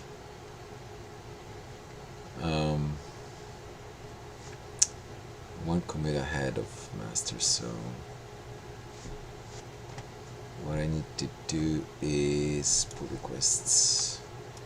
New pull request. This is for the stubs. Come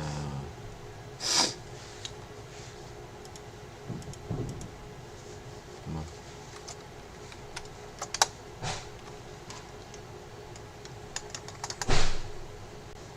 Okay, so create pull request. Let's put my body in there. And assign myself. And create pull request.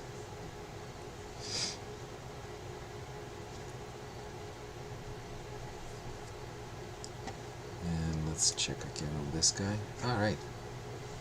This is nearly done.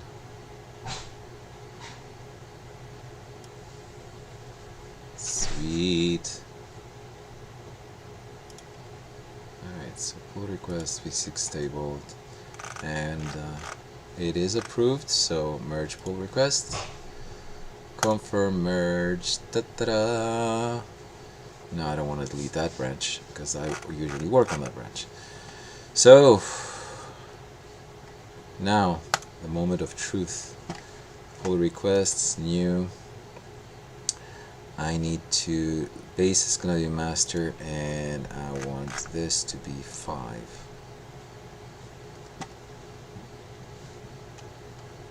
So from 5 to master, create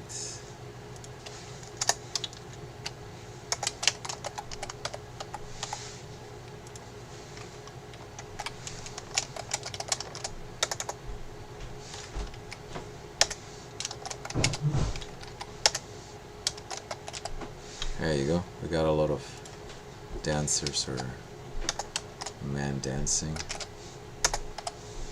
There you go. There's a guy there dancing. So let's put that one. Assign. Create pull request. So this is the one that actually allows us to do the whole release, and where's the release tag here? And have the pickle package and all that. So these are releases, and let's put it into Phalcon roadmap, and it's gonna be in progress. So now we're gonna have to wait for this to finish. Unfortunately, that's what we have to do. But I can assure you, for those that have not seen it before, this was such a painful task to be completed. It was just insane. Just to wait for all sorts of stuff to happen, kind of like 3 hours. App failure would be taking 4 minutes or something for every single DLL, and it was just insane. So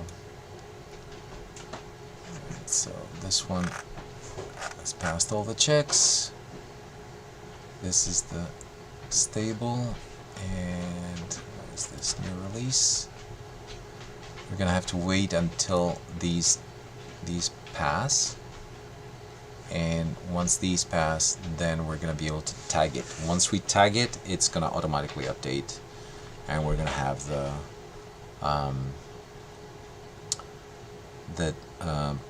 Peckle package, which we can then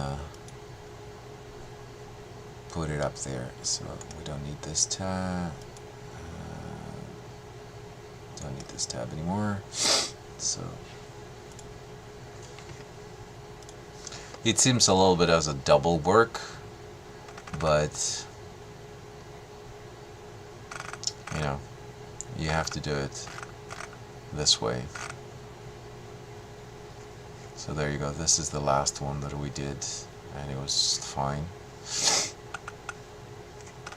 So now we're just gonna have to wait for all of these to complete. Probably 5-6 minutes, and then we're gonna be good to go. Ta-da-da.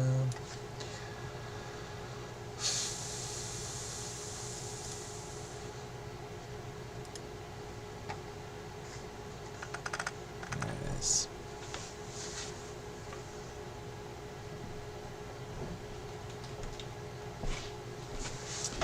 So guys, any questions while we're waiting? You know, by all means, let us know.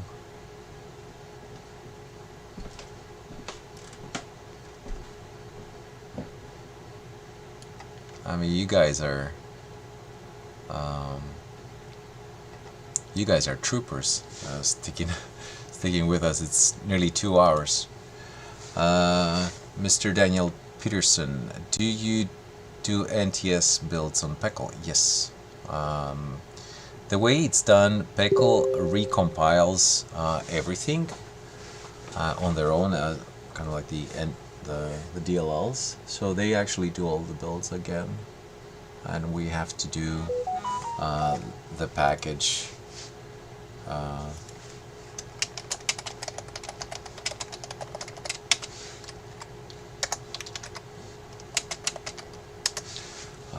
So yeah, then once you upload it, they actually do that. Which reminds me, I need to do this, and I have to log in, and I don't remember my password. Yay! I have to find it.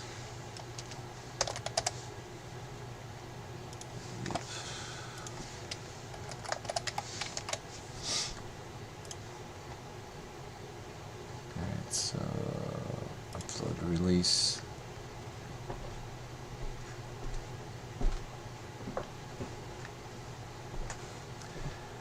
All right.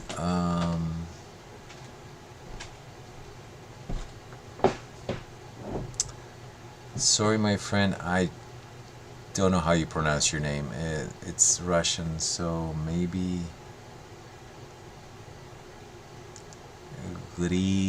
Something? Sorry. Any plans on RM refactoring? Yes. We have parts of the data mapper pattern already. There is a query builder that you can use. It's the data mapper folder, or namespace if you like, and you can use those too. I was working on that, and unfortunately a lot of other things came up, so I had to wait for that.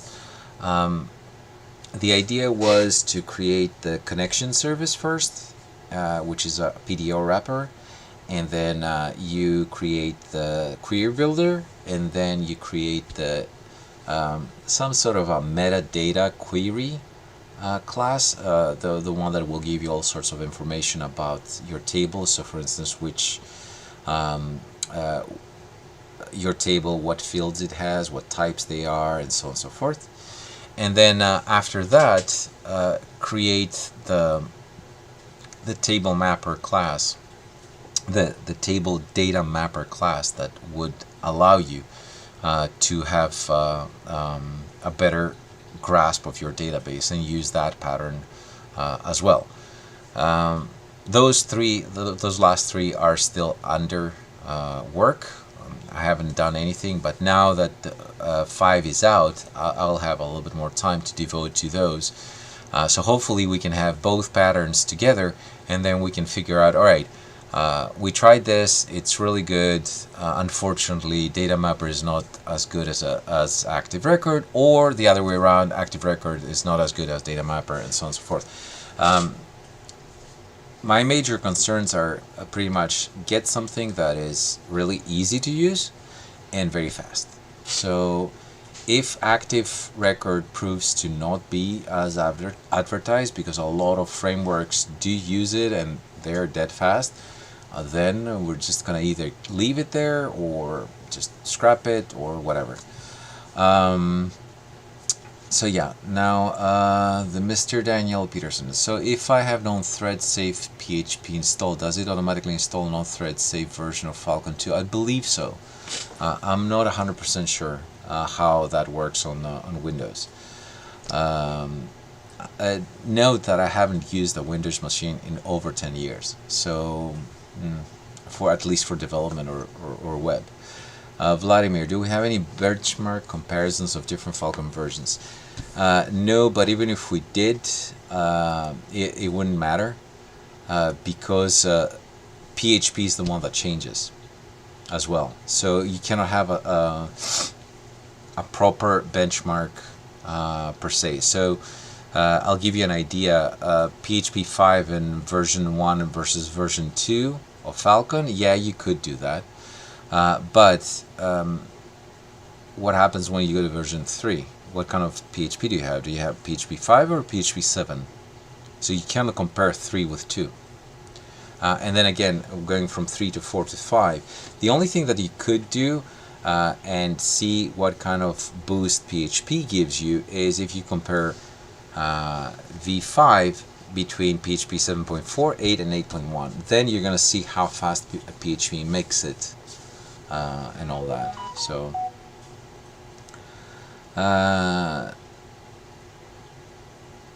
oh, you use Ubuntu, not Windows. Well, why are you asking on thread safe and thread safe? I don't know. I never seen anything like that. Anyway, so 436, are there any good tips or similar how to make the DB models usable with unit tests, with relations, find, etc.?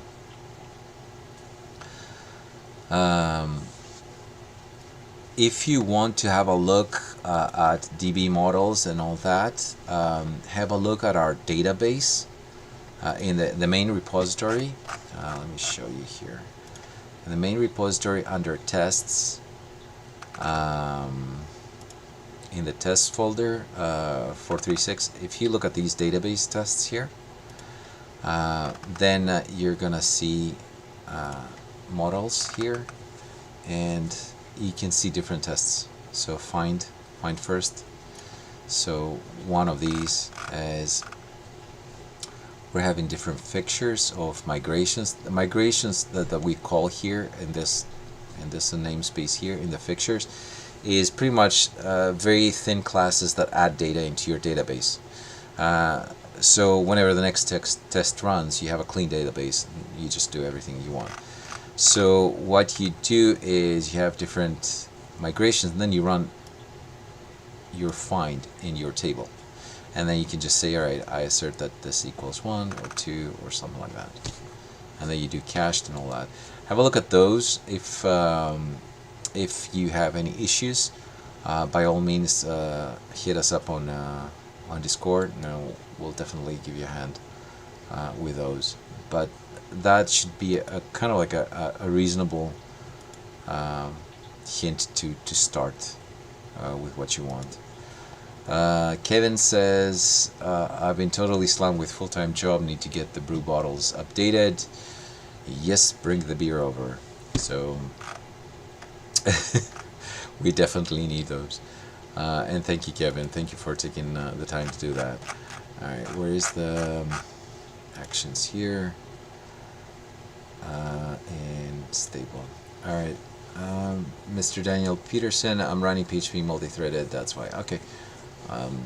I never paid attention to it, I was just running whatever gets installed. Sorry, I don't know.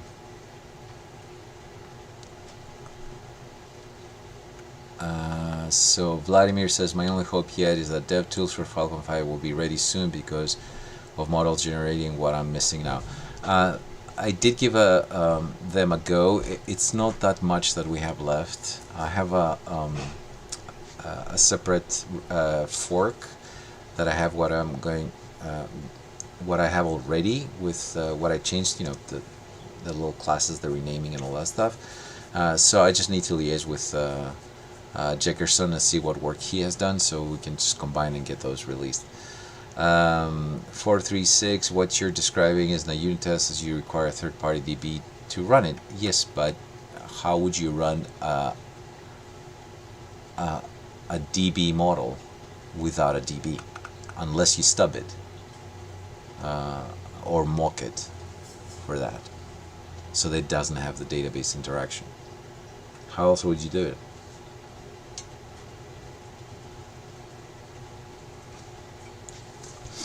I mean, you could create a mock class or a mock result set that you can inject into the get related data of your model, and then of course you're gonna have to mock the connection service, the DB service, the DI service rather, and all that. So what are you testing in the end? If you have a result set and get related will return that result set because you've specified it in your mock, so you're not really testing. Yeah, in order to not have a database connection, you will need to mock quite a lot of things.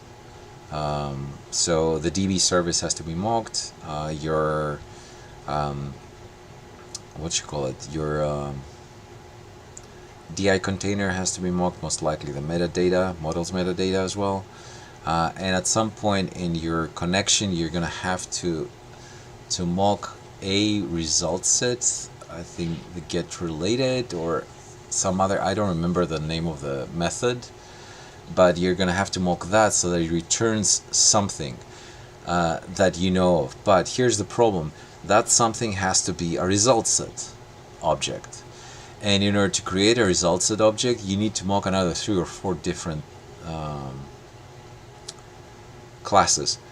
I went into that rabbit hole, and it's just not worth it. It's really not worth it because you have to mock the connection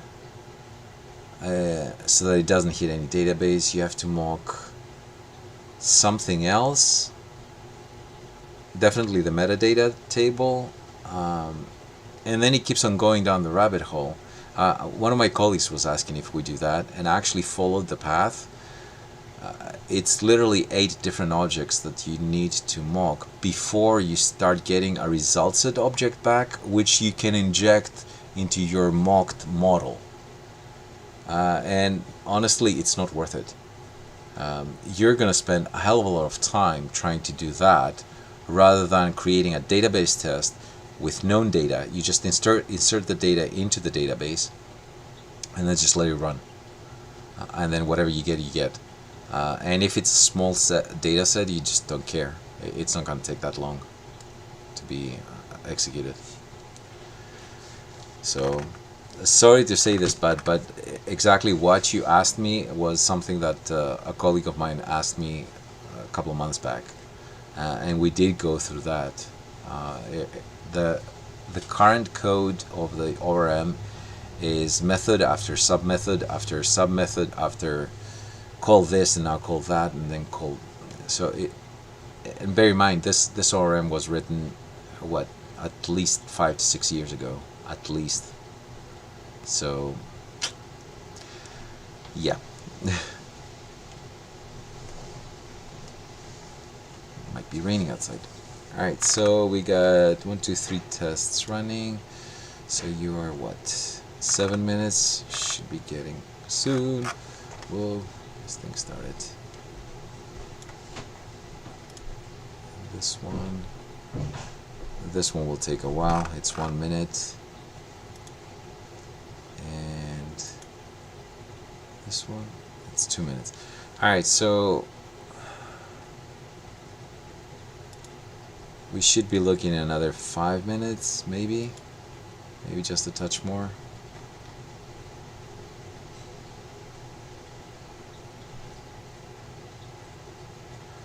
Main reason, 436 says the main reason for the question is to be able to get actual unit tests as our code is requiring models and the DB connection across all levels of the code. Yeah, that honestly, I would have loved to be able to run unit tests for our application, the one that I do in my day job, to do everything in unit tests, but unfortunately it's not feasible, at least for us to do it. And yeah, with Phalcon it's going to be pretty much a very, very uphill battle for you to do that. So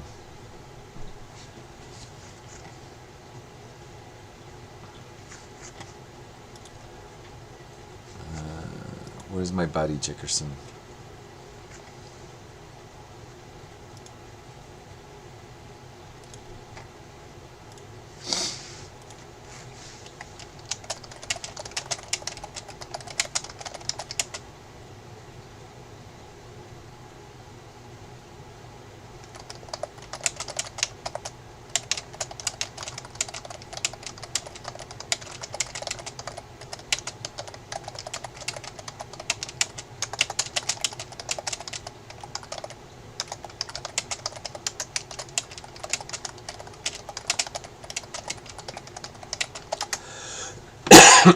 Excuse me. Alright, so what are we looking at? The stubs.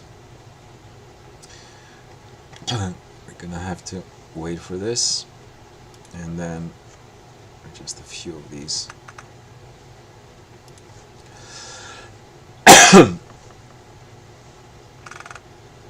Yeah, we definitely need more Mac Minis to run here.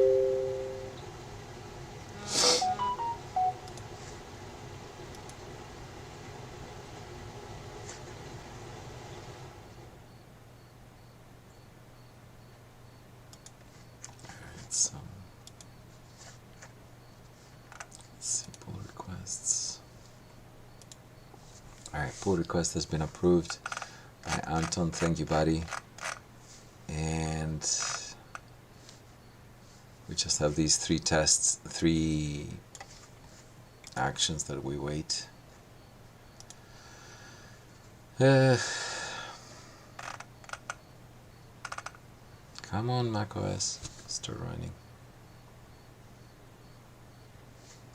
And let's wait for Anton to do this one too, the ID stubs, so that we can release the stubs pretty much at the same time. This is the new release, and this is Speckle.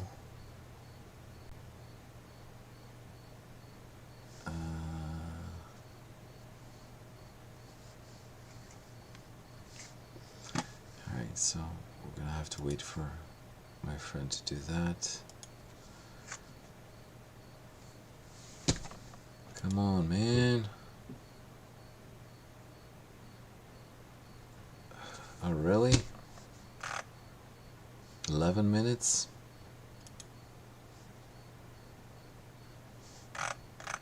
Alright, at least this one is running the tests. And this one is still building the extension. So yay!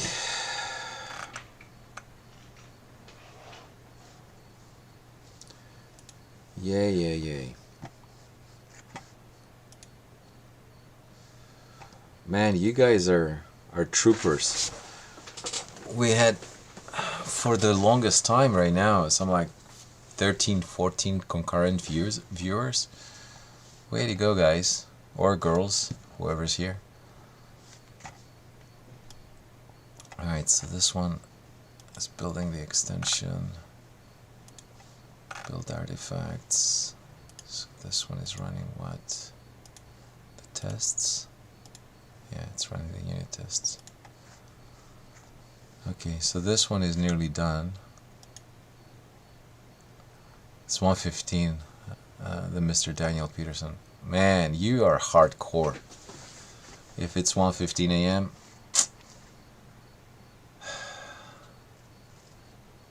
Yeah, it's really late in Europe. Sorry, guys. I blame it on that Greek dude. So blame the Greek dude. Don't get him any cookies. Yeah, Vladimir as well. Alright, so we started running the unit tests on this. Yay. Okay. Go. And Phalcon. So yeah, this is the last one. Oh, Kalle. 2:16 here in Finland. Oh, damn, dudes. I'm telling you guys, you're really hardcore, all of you. Man. At least I have it easy, because for me it's 1917, so that's 7:17. So, alright, so one last one. Yeah, it's early 2:17, says Edgar's. Alright, so the day only begins. Yes, it does. Depends if you're a night owl or something. Yay! Alright, so pull requests, stable. We got our approval, merge, confirm. Dun dun dun dun.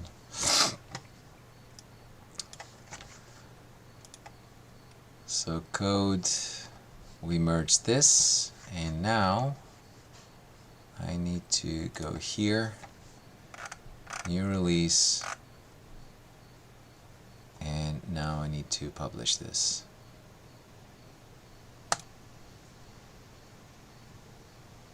So there you go, it's being published.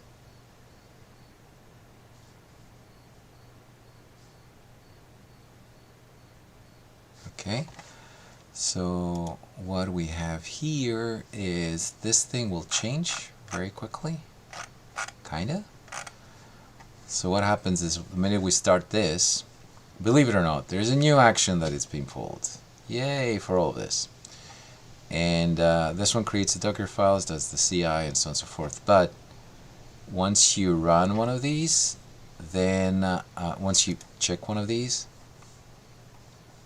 oh no, not the Docker files, this one. Once you do this, then the last part here, the create release, that one will trigger, and then once it triggers, it will upload all the artifacts into that release page that I was showing you.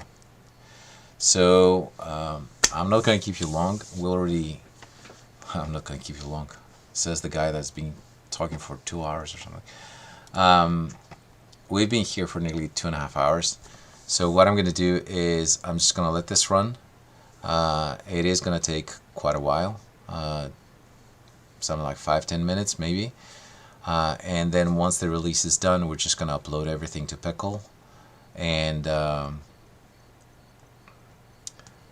just get this release done. So tomorrow morning, most likely, I'm just going to do all the blog posts. I'm going to be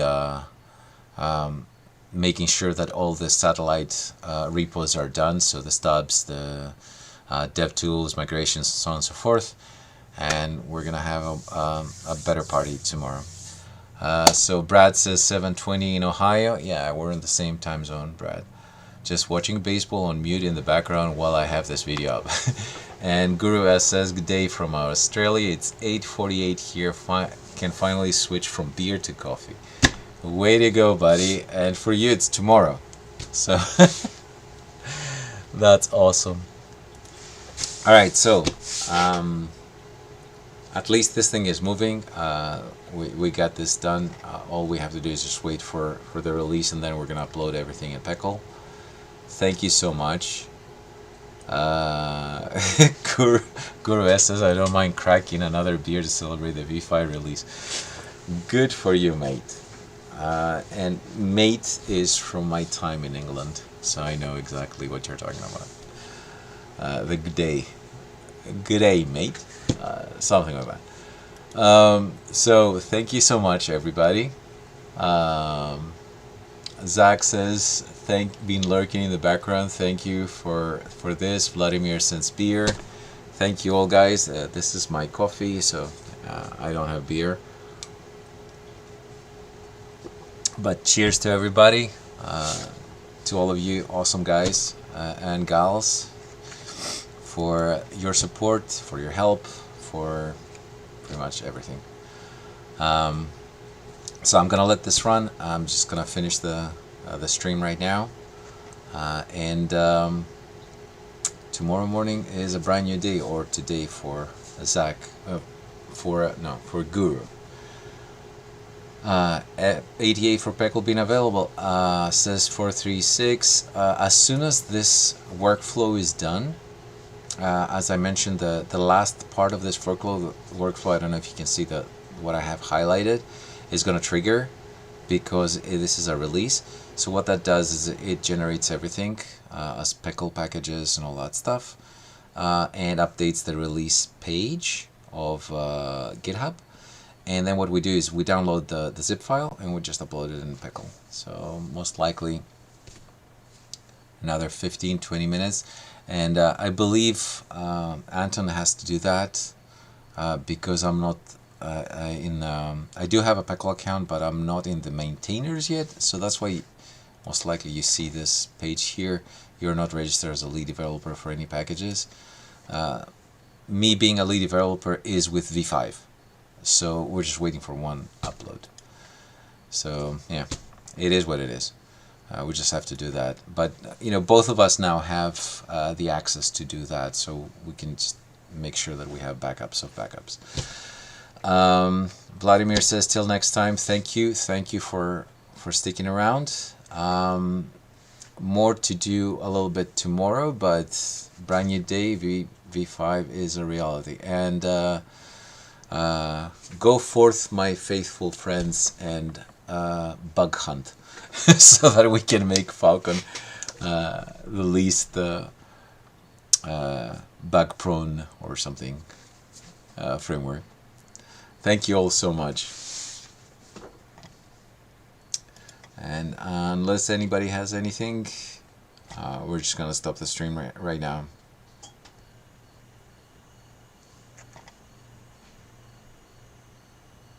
In case you're wondering, I have the chat over there. That's why I'm always looking at that side.